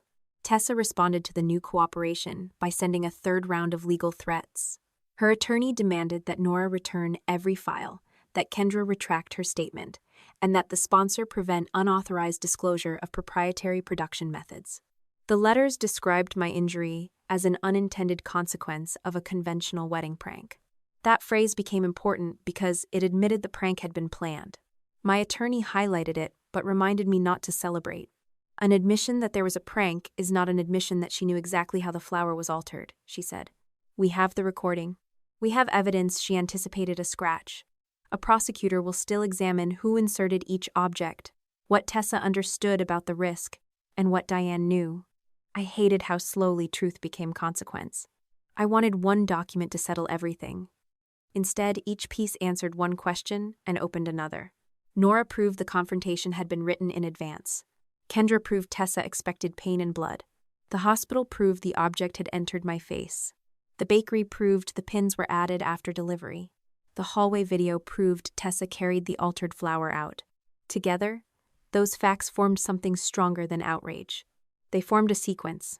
Miles called me late on a Sunday night. I had not spoken to him since he admitted approving the camera plan. He sounded as though he had not slept. "My attorney said I should not contact you directly," he said. "But your attorney is on the call." A second voice confirmed she was listening. Miles explained that he had begun reviewing the shared business workspace he administered with Tessa. The account belonged to the company, and both of them had full access.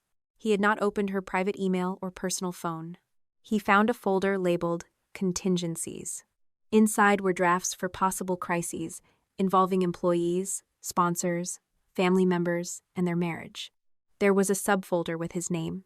It contained clips from private arguments recorded through home production equipment.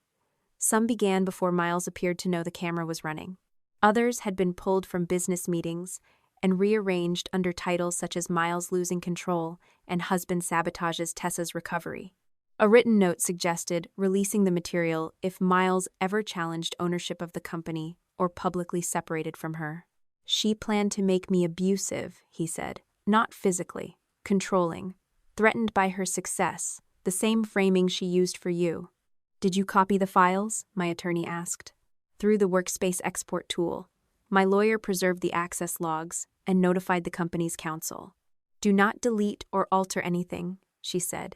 "I won't." Miles became quiet. Then he spoke directly to me. "I helped build the system that did this to you." "Yes." I thought we were shaping stories. You were shaping people. He did not argue. For the first time, I understood why Tessa collected more footage than any project required. The camera was not only her business, it was insurance against abandonment. Everyone close to her existed in two versions: the living person and the edit she could release if that person stopped cooperating. Miles took a breath that broke halfway through. I found the file she planned to use if I ever left her. The sponsor scheduled its compliance conference for the first Monday in November, 7 weeks after the wedding. It was not a trial, a mediation, or the family reconciliation Tessa advertised to everyone who would still take her calls. The meeting existed for one purpose. The sponsor needed to determine whether Tessa's company had violated its contract by manufacturing events, misrepresenting consent, and exposing participants to harm. I agreed to attend only after the conditions were written down. There would be no live stream, no commercial filming, and no private content crew. Avery would not enter the building.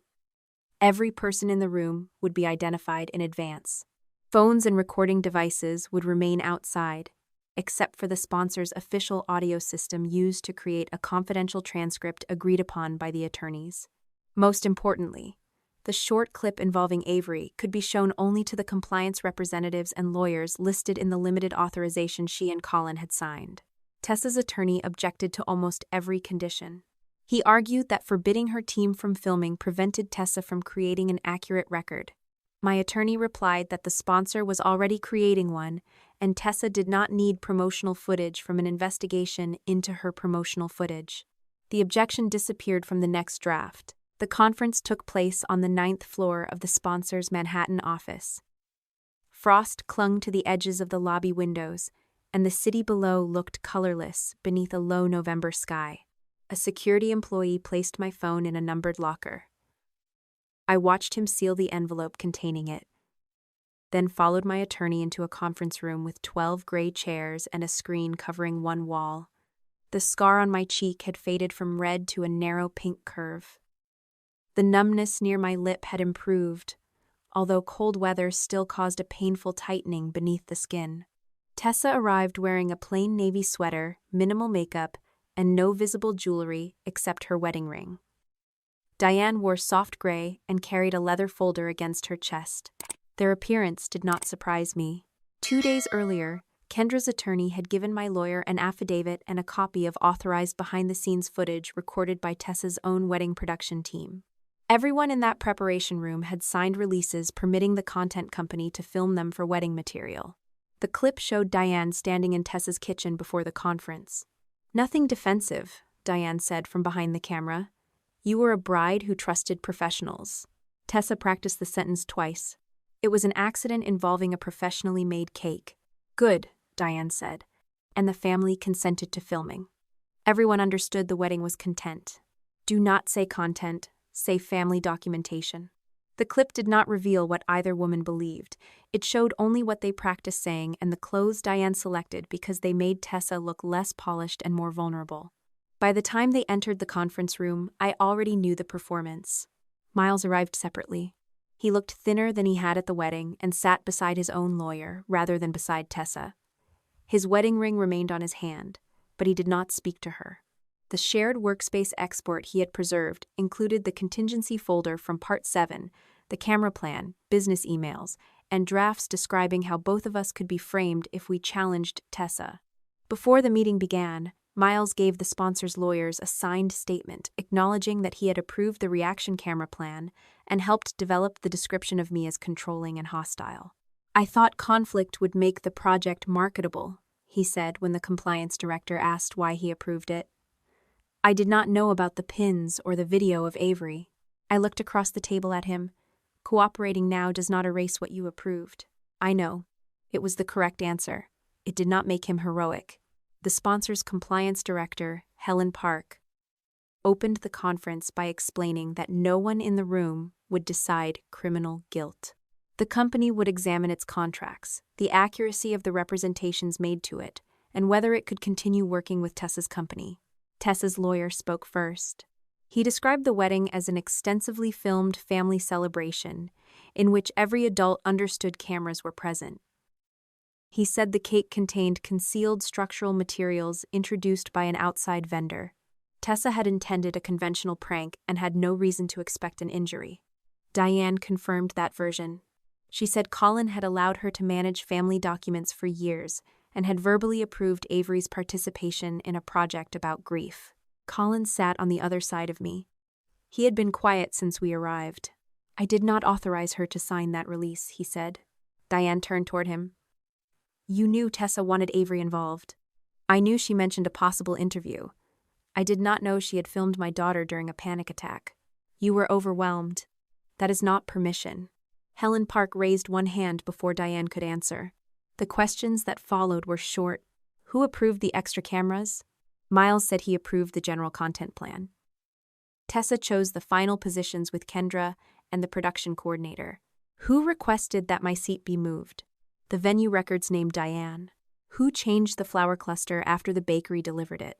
Tessa said she repaired a loose decoration but did not insert any dangerous material. Who completed Colin's release? Diane admitted she had. Who approved the teaser containing Avery? Tessa said the edit had been preliminary and was never formally published. My attorney placed a cached copy of the teaser page on the table, along with its public timestamp and view count. It was available online for 9 days, she said. Tessa leaned toward her lawyer and whispered something I could not hear. The evidence was presented in order. First came the bakery photographs, showing the intact flour in its food-safe pick.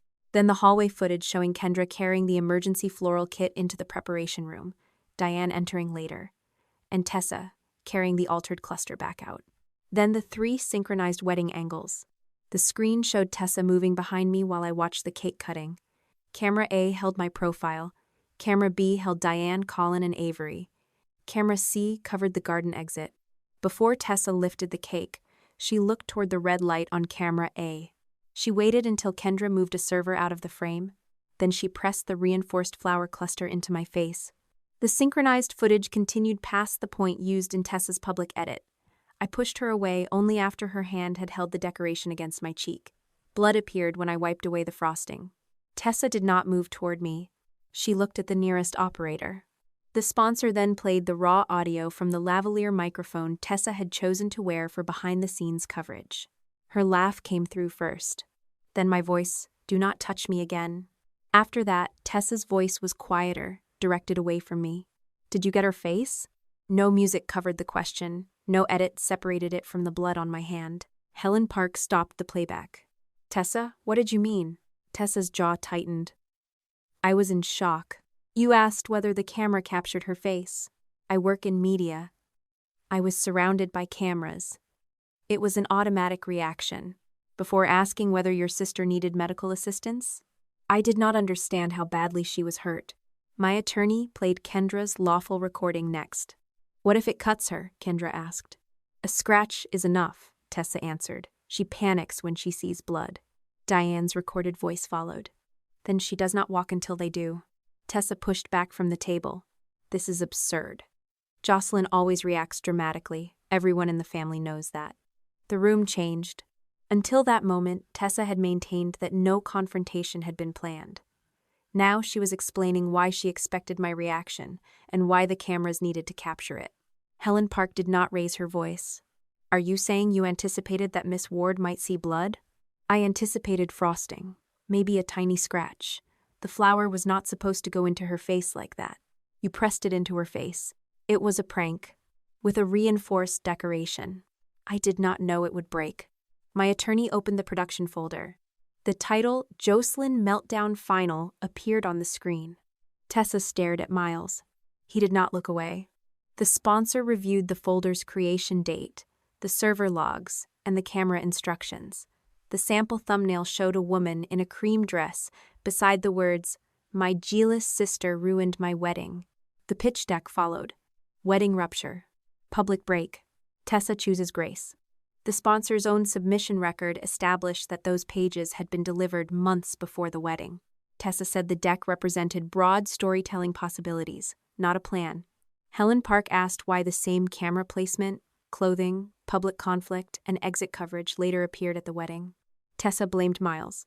Miles admitted he helped design the framing but said Tessa controlled the wedding day execution. Diane blamed the production crew. The production logs showed her requesting my seating change. Every explanation moved responsibility to another person, but none explained why all of them had prepared for my reaction before anything happened. The final item was Avery's clip. Before it played, my attorney confirmed the authorization on the record. Colin confirmed that he had signed it. I confirmed that Avery was not present and that no broader permission had been given. Only the approved 30 seconds appeared. Avery sat on the floor, struggling to breathe. "I don't want you filming," she said. Tessa's voice came from behind the phone. "This could help people understand you. Stop. Just give me 30 more seconds." The screen went black. No one spoke immediately. Colin broke the silence. "I did not sign the release." Diane folded her hands. "I completed paperwork because Colin had relied on me to handle family administration for years." "Did he authorize that release?" Helen asked. Diane looked toward her attorney. "I believed I had authority." That was not the question. The sponsor displayed the audit trail, the time Colin was documented at a job site in Albany, and Diane's earlier email admitting that she completed the document without obtaining his approval first. Diane's face hardened. "We were trying to create something that would help Avery financially." Colin turned toward her. She said, "Stop. You do not understand the pressure Tessa was under to deliver usable material." That sentence ended any possibility that the release had been an innocent clerical misunderstanding. Helen Park called a recess. We waited in separate rooms while the sponsor's lawyers conferred. I spent 20 minutes looking at a framed photograph of the Manhattan skyline and resisting the urge to ask my attorney whether we had won. This was not a single contest. The sponsor could suspend Tessa and still settle quietly. Prosecutors could review the same evidence and make different decisions. Civil claims could take months. The public could continue believing whatever version entertained them most. When we returned, Helen read the company's preliminary decision. Perfectly Imperfect was suspended effective immediately. No footage could be distributed, edited, licensed, or deleted. All remaining payments were frozen. A formal notice of breach would follow after the legal team completed its contract review. Tessa's management company announced that it was pausing representation pending its own investigation. No one declared a final repayment amount. No one ordered an arrest. No one awarded me damages. But the machine Tessa had built stopped moving. She looked across the table at me. "You did this," she said. "You could have handled it privately, but you wanted to ruin my life." I had imagined that moment many times. In some versions, I delivered a speech explaining every injury she had dismissed since childhood. When it arrived, I needed only one sentence. "I did not destroy your story. I restored the parts you cut out." The conference ended without a reconciliation photograph. Outside the room, our attorneys remained behind to discuss preservation orders and the next stages of the review. I was standing beside the security lockers when my lawyer joined me. She carried 2 separate messages. Diane's attorney had offered to cooperate if the evidence could distinguish her role in the releases and seating plan from Tessa's decisions involving the flower. At almost the same time, Tessa's attorney had offered emails showing that Diane managed participant permissions, selected my clothing, and controlled the family's visual arrangements. Neither offer had been accepted. Neither woman knew exactly what the other had offered. They had entered that room as partners. They left calculating which one of them could survive by sacrificing the other. The first offer to betray Diane came from Tessa's attorney 6 days after the sponsor suspended Perfectly Imperfect. My lawyer called me from her office and made the limits clear before giving me any details. Tessa had not confessed to altering the flower. She had offered documents through counsel in an attempt to separate her decisions from our mother's. The package contained emails Diane had sent during the final week before the wedding. One asked the venue coordinator to move my seat beneath the strongest fixed light. Another instructed the stylist to keep Jocelyn light because dark fabric would hide the visual effect. A third message, sent to Tessa the morning of the wedding, said, "Make sure this looks like something she caused. She always gives us enough if we keep her in the moment." Tessa's lawyer argued that those messages proved Diane controlled the staging and family image, while Tessa trusted her mother to manage logistics. The same package included payment records showing Diane had collected fees for participant coordination, release administration, and access to family members. Tessa was trying to become the daughter shaped by an overbearing mother. My attorney closed the file on her screen. "This does not make her innocent," she said. "It shows what she wants prosecutors and civil counsel to believe." "Does Diane know she gave you these?" "She knows Tessa is cooperating. She may not know every document."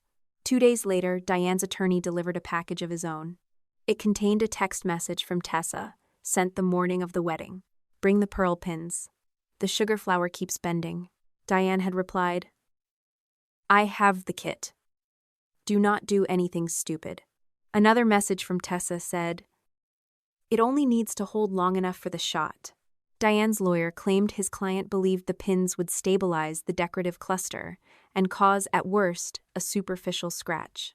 He described her as a mother trying to prevent Tessa from making reckless choices. The argument might have carried more weight if Diane's own messages had ended there. They did not. She had written, "The cream dress will show everything." Later, she sent, "If Jocelyn tries to leave, keep talking until the cameras have her reaction." Diane also provided the sample thumbnail, the pre-written description of me as jealous, and a copy of Kendra's recording. She said Tessa had designed the confrontation and concealed the true risk from her. Each woman supplied the missing context the other hoped to hide. Tessa proved Diane managed the visual trap. Diane proved Tessa requested the pins and expected the reinforced flower to cut me. Neither could explain the entire plan without implicating herself. By December, the criminal investigation, civil claim, and sponsor dispute were moving on separate tracks. Detective Morales and the district attorney's office continued reviewing the hospital evidence, witness statements, production records, and digital files. My civil attorney documented my medical costs, lost income, legal expenses, and the harm caused by the edited video. The sponsor pursued repayment from Tessa's limited liability company under its own contract. No single meeting controlled all 3 outcomes. That mattered because Diane kept telling relatives that I could drop the charges if I truly wanted peace. I could not dismiss a criminal case that belonged to the state. I could decide whether to settle my civil claims. I could cooperate or refuse to cooperate. I could tell the truth about my injuries. I could not order a prosecutor to ignore evidence. Walter finally stopped calling the investigation a misunderstanding after he reviewed the family accounts with his own lawyer. He provided statements from the joint home equity line, checking accounts, and credit cards. Diane had legal access to the shared accounts. She had not forged Walter's name or stolen from a private account he could not see. She had concealed what the money was funding. Almost $90,000 had gone toward the wedding, the home studio, production shortages, consultant fees, and payments needed to keep Tessa's company operating before the sponsor approved the final series. Walter had known about $25,000 used for the wedding. He had not known how much additional debt Diane had moved through the shared line of credit. He also found a draft statement stored in a folder she used for financial records. Walter approved all family investments and understood that repayment depended on the successful completion of the series. The statement was false. Walter had signed some withdrawals but had not approved the entire amount or understood how deeply the family's finances depended on Tessa's unfinished project. That did not make him blameless. He had accepted $4,000 a month from Tessa and chosen not to examine the business closely because the money made retirement easier. He had allowed Diane to manage the accounts because confronting her would have required him to admit how dependent they had become. "I spent years not asking questions," he told me during a meeting at my attorney's office. "Then I acted surprised when the answers were bad." "You were not unaware," I said. "You were comfortable." He nodded. It was the first apology from my father that did not contain a request for me to rescue him from the consequence. Tessa had prepared her own protection against Diane. Inside the shared company workspace, Miles found a voice memo recorded weeks before the wedding. Tessa spoke as though testing language for a future interview. "Mom controls the family archive. She handles every permission because everyone trusts her. I have always struggled to say no to her."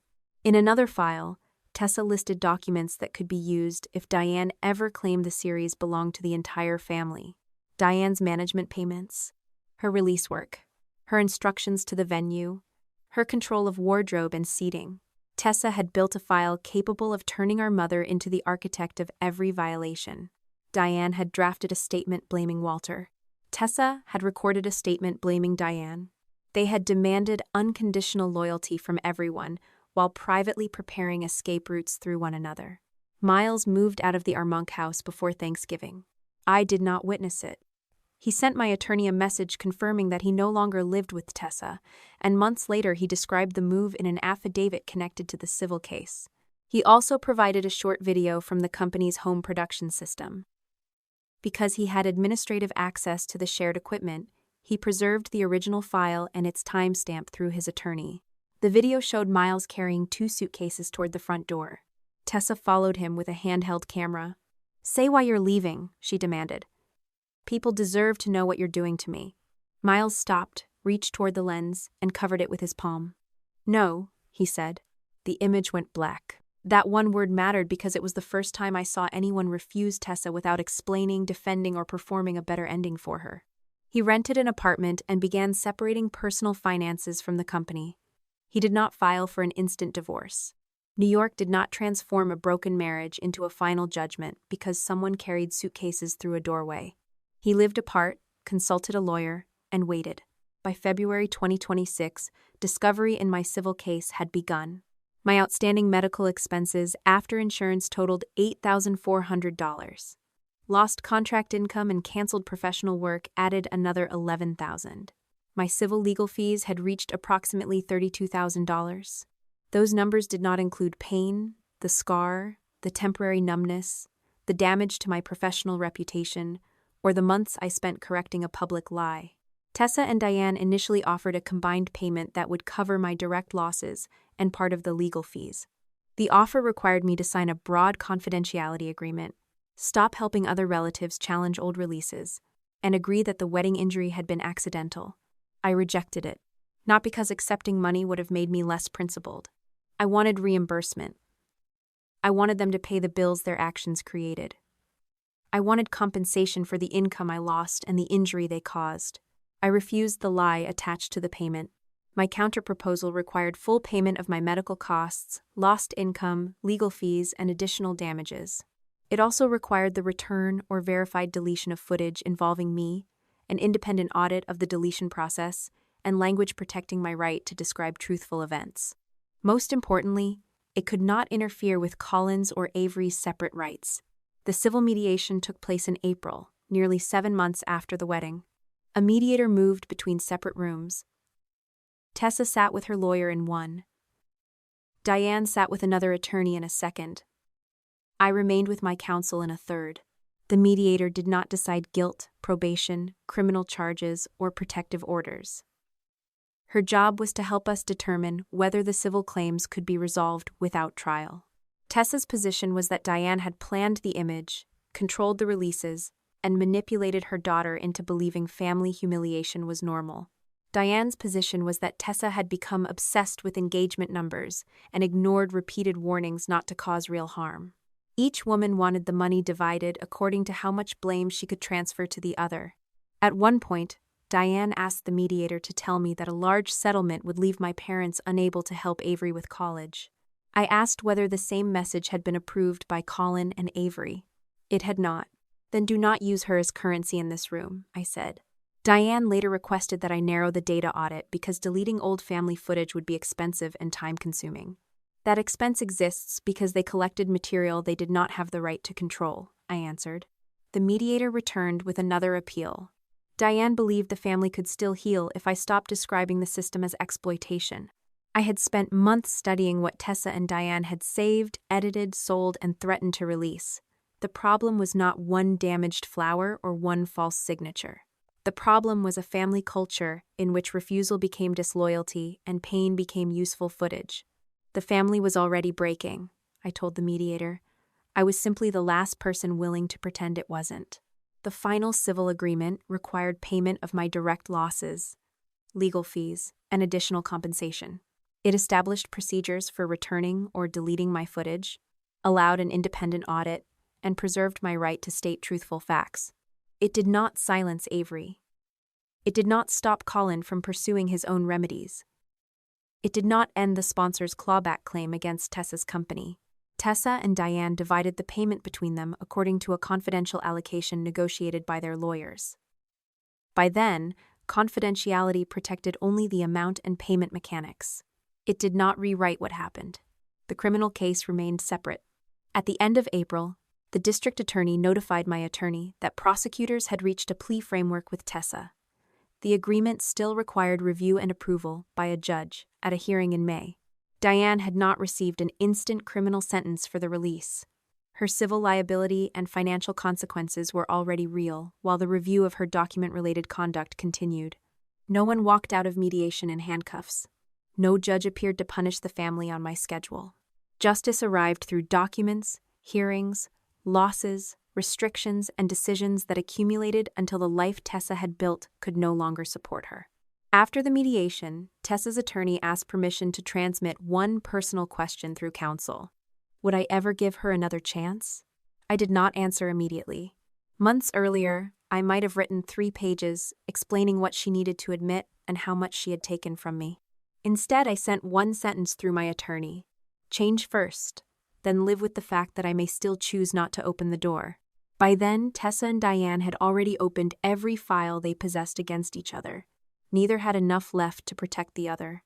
By June 2026, 9 months had passed since Tessa pressed the reinforced sugar flour into my face. The injury had healed before the story surrounding it did.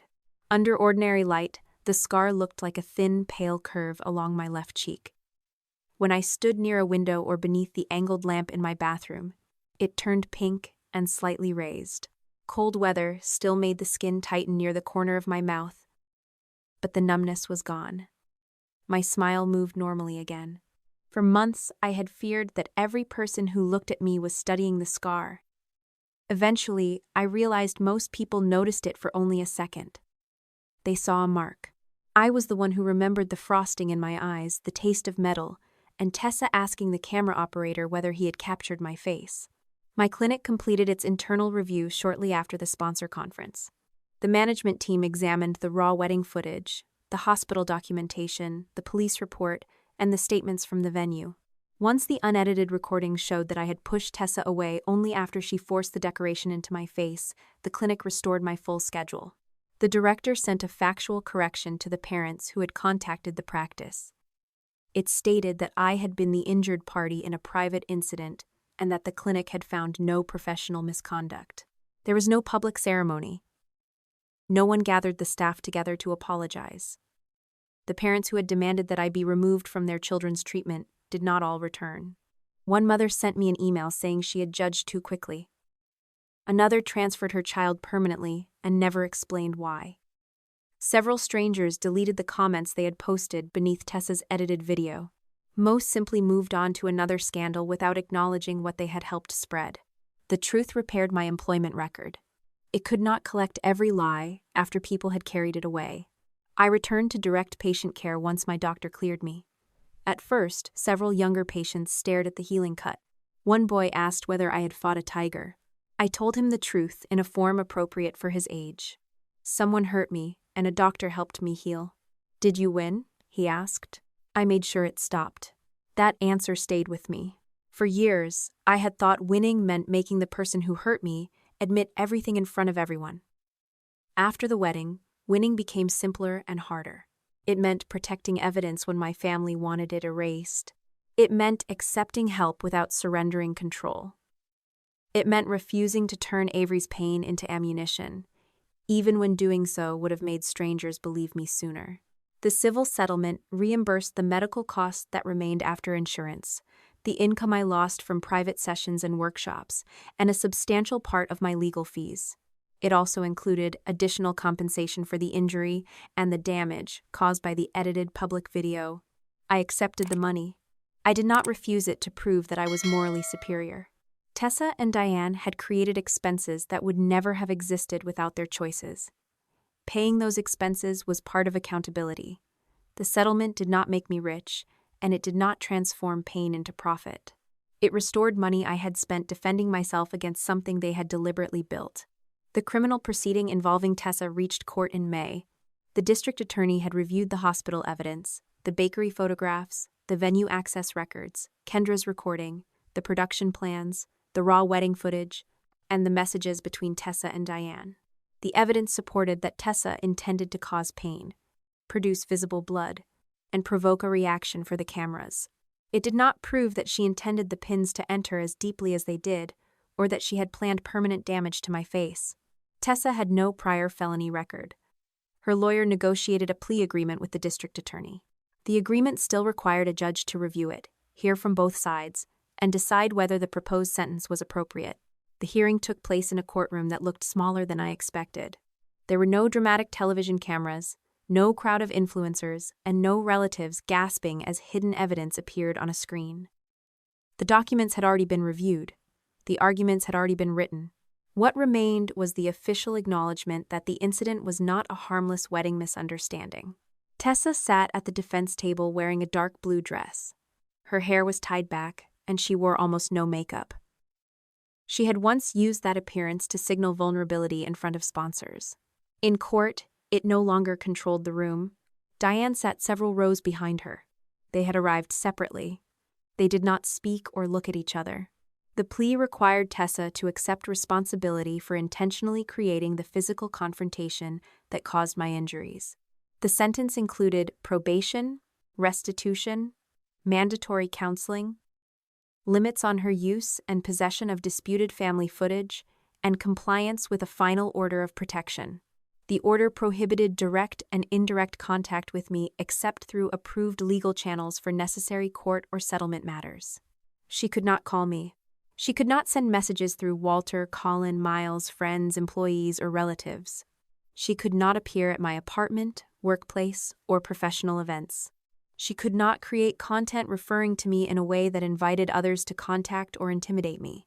Most importantly, she could not manufacture a final reconciliation scene and claim that my absence was another act of cruelty. Before sentencing, I gave a victim impact statement. I had rewritten it 6 times. The first version sounded like a closing argument. The second tried to explain our entire childhood. The third listed every moment when Tessa had humiliated someone and Diane had demanded that the victim laugh. My attorney reminded me that I did not need to prove the entire history of my family in one courtroom. I needed to explain how the offense affected me. When I stood, the scar on my cheek felt tighter than it had that morning. I described the 6 stitches, the nerve irritation, the follow-up appointments, and the fear that the injury had damaged my eye. I described waking at night because turning my head pulled at the wound. I described the lost work, the parent complaints, and the strangers who accused me of faking blood after seeing a video that began only after I defended myself.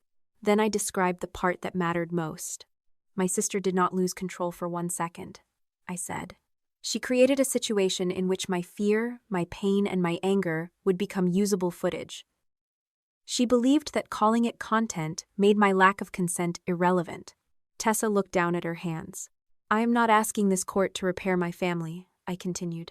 A court cannot do that. I am asking the court to recognize that this was not a joke that accidentally became serious. The possibility of pain was part of the plan. My reaction was the product she intended to capture. I did not ask the judge to imprison Tessa for as long as possible. I did not ask for mercy either. The sentence was not mine to design.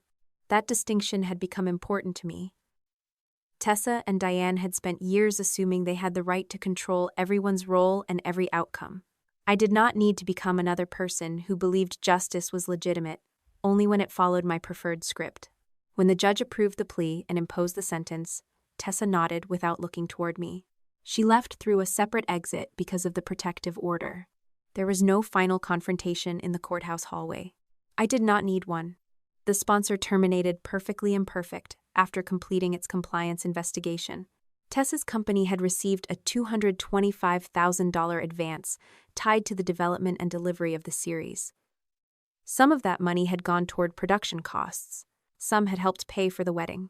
Some had supported the house, staff, consultants, and the monthly payments my parents had come to depend on. The sponsor demanded repayment of the portion associated with episodes that had not been delivered or had been developed using inaccurate consent representations. Tessa's management company ended its agreement with her. Several brands paused or canceled campaigns after their lawyers reviewed the compliance findings. Vendors who had extended credit based on the expected series income began demanding payment. Tessa did not disappear from the internet. She still had followers. She posted general messages about surviving betrayal, rebuilding after public humiliation, and learning which people stayed when success faded.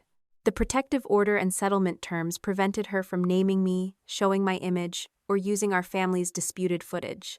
Without access to real relatives whose pain she could shape into episodes, her content became vague. She spoke about healing without explaining what had happened. She hinted at enemies without being allowed to direct her followers toward them. Engagement fell. The audience that claimed to love her honesty had mostly loved the steady supply of private conflict. The house in Armonk was listed in May. Tessa and Miles had purchased it for approximately $980,000 with a small down payment and a large mortgage. They had treated the expected series income as though it had already become permanent wealth. It had not.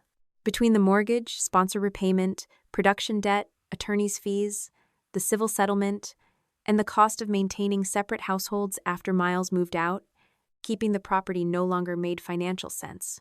The sale had not closed when I finished telling the story. After the mortgage balance, commissions, taxes, and outstanding obligations were paid, neither Tessa nor Miles expected a large profit. Miles had lived apart from Tessa for more than 6 months before filing for a no-fault divorce in May. Their marriage did not end the night he carried 2 suitcases through the front door. He rented an apartment, separated personal accounts, consulted counsel, and spent months untangling his finances from the company. The divorce was still pending. Their attorneys were disputing responsibility for business debt, production equipment, the house, and contracts signed during the marriage. Miles argued that certain expenses resulted from Tessa's unauthorized conduct. Tessa argued that he had approved the business strategy that created them. Both claims contained part of the truth. Miles cooperated with the sponsor and investigators. He preserved shared workspace files, acknowledged his role in the camera plan, and admitted helping construct my image as the controlling older sister. That cooperation mattered. It did not turn him into a hero. He had approved reaction cameras because he believed authentic distress made valuable content. He had helped describe me as hostile without asking whether the description was fair. He only fully confronted the system after discovering that Tessa had created a contingency folder to use against him too. Before the protective order limited communication, he sent an apology through our attorneys. "I thought shaping a narrative was different from harming a person," he wrote. "My response became part of the civil record. It was different only because someone else absorbed the harm." Diane's consequences unfolded differently. She did not receive Tessa's criminal sentence. Her completion of Colin's release, management of permissions, financial involvement, and role in staging the wedding were reviewed separately. She carried significant civil and financial responsibility. Her management payments ended as soon as the sponsor froze Tessa's company. She contributed to the settlement and became involved in the sponsor's repayment dispute, according to her role in participant access and release administration. The money that had allowed her to present herself as the family's generous organizer disappeared. Colin revoked every authority Diane once claimed over Avery's school, medical, financial, and media matters. He notified Avery's school, doctors, counselor, and other relevant contacts that only he could approve documents for his daughter. Diane was no longer allowed to be alone with Avery. That was not a custody order imposed against a grandparent. It was Colin's decision as Avery's legal father.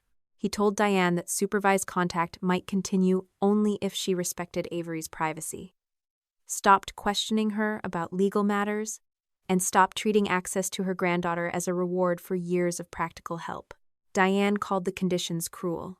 She said Colin had forgotten who raised Avery while he worked. Colin did not argue about the past. He told her that helping a child did not create ownership over that child's future. Then he kept the boundary. Walter moved out of the Ossining house and rented a modest apartment nearby. He retained a financial lawyer, separated accounts held solely in his name, and consulted a matrimonial attorney. He had not filed for divorce by June. 40 years of marriage did not dissolve neatly because a hidden file and a series of bank statements exposed how Diane had used family money. Walter still communicated with her about the house, debts, taxes, and legal obligations. The difference was that he no longer allowed her to answer for him. He admitted that he had known enough to ask questions and had chosen not to because the monthly payments from Tessa made retirement more comfortable. I spent years telling myself I was staying out of the conflict, he told me. What I was really doing was accepting the benefits. I did not tell him that admitting it repaired everything. It did not. He asked Colin before contacting Avery. He accepted supervised visits in public places. He stopped asking me to persuade anyone to forgive him. That was not redemption. It was the first evidence that he understood forgiveness could not be requested like a favor. Colin changed in quieter ways. He attended Avery's school meetings himself. He managed therapy appointments, read every release before signing it, and stopped forwarding administrative messages to Diane without opening them. When his work schedule created problems, he asked for help while keeping responsibility. One evening in March, he came to my apartment after dropping Avery at a friend's house. I kept asking you to absorb things because you were better at surviving them, he said. I called it peace because that sounded better than admitting I was afraid. I set 2 cups of tea on the table. You were surviving too. That doesn't excuse what I asked you to do. No. He looked down at his cup. I'm sorry I wanted you to call the assault an accident because I was scared Mom would stop helping us. I'm sorry I treated your injury like another family problem you should quietly manage. I'm sorry I used being right as permission to speak to you like you were failing Avery in every possible way. You were right about the danger. I was wrong about what being right allowed me to do. Neither apology erased what happened. That was why they mattered. Avery chose not to watch the complete panic attack recording. Her attorney reviewed the file and confirmed its contents. The sponsor's compliance team saw only the short excerpt Avery had specifically authorized. The remaining copies became subject to the deletion, return, and legal retention procedures established through the agreements. An independent digital specialist verified which files had been deleted from commercial and personal storage, which copies had to remain preserved temporarily because of legal proceedings, and who could access them. Avery said she did not need to watch herself frightened in order to prove that she had been frightened. At school, she joined a digital citizenship project about consent and online media. She helped create guidelines explaining that permission to record one moment was not automatic permission to publish it, edit it, sell it, or use it for a different purpose. She relied on public studies, hypothetical examples, and general guidance. She did not identify herself as the girl in Tessa's footage. Her experience shaped her work without becoming the product. Before the final protective order took effect, a counseling report noted that Tessa wanted to apologize to me. Her attorney asked whether my lawyer could transmit a request for future contact. I declined. Once the order took effect, no apology arrived through Walter, Diane, Colin, Miles, employees, mutual friends, hidden accounts, flowers, or letters. For the first time, my refusal was treated as a complete answer. I did not know whether counseling would change Tessa. I hoped it might, but I no longer believed hope created an obligation to wait. Change would be her responsibility. Access would remain my decision.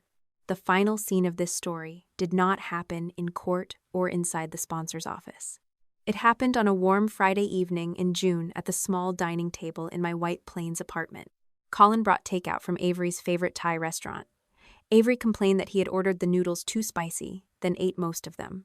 We talked about her final exams, my patience, and the terrible apartment Colin had viewed closer to his job. No one discussed restoring the Ward family. No one asked what lesson would look best in a video.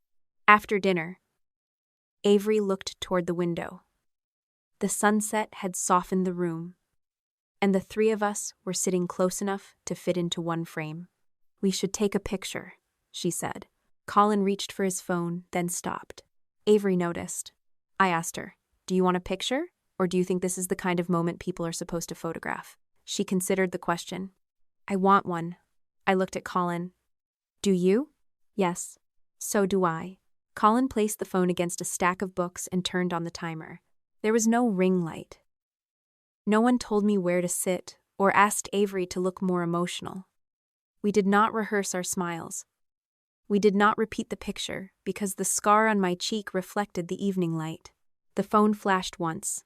When we looked at the image, Avery had one eye half closed. Colin was leaning too far forward. My hair had fallen across one shoulder, and the scar was visible. "It's not perfect," Colin said. Avery smiled. "That's why I like it." We saved one copy to each of our phones. I did not post it. I did not add a caption about healing.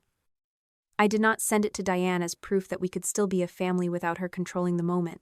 Colin placed the phone face down on the table, and we returned to our dinner. Not every memory needed to be hidden or deleted. What had to change was who had the right to create it, who could keep it, and who decided what it meant. For the first time in my family, the camera did not choose the story. We did. When your pain is dismissed as a joke, you do not have to laugh just to keep the peace. Protect yourself by documenting what happened, saving messages, seeking medical help, and speaking to trustworthy professionals instead of arguing with people determined to rewrite the truth. Boundaries are not cruelty, and forgiveness should never be exchanged for silence.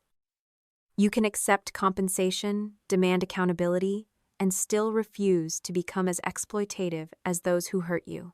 Most importantly, respect other people's consent, even when their story could help your case. Subscribe to the channel for stories about courage, justice, and rebuilding.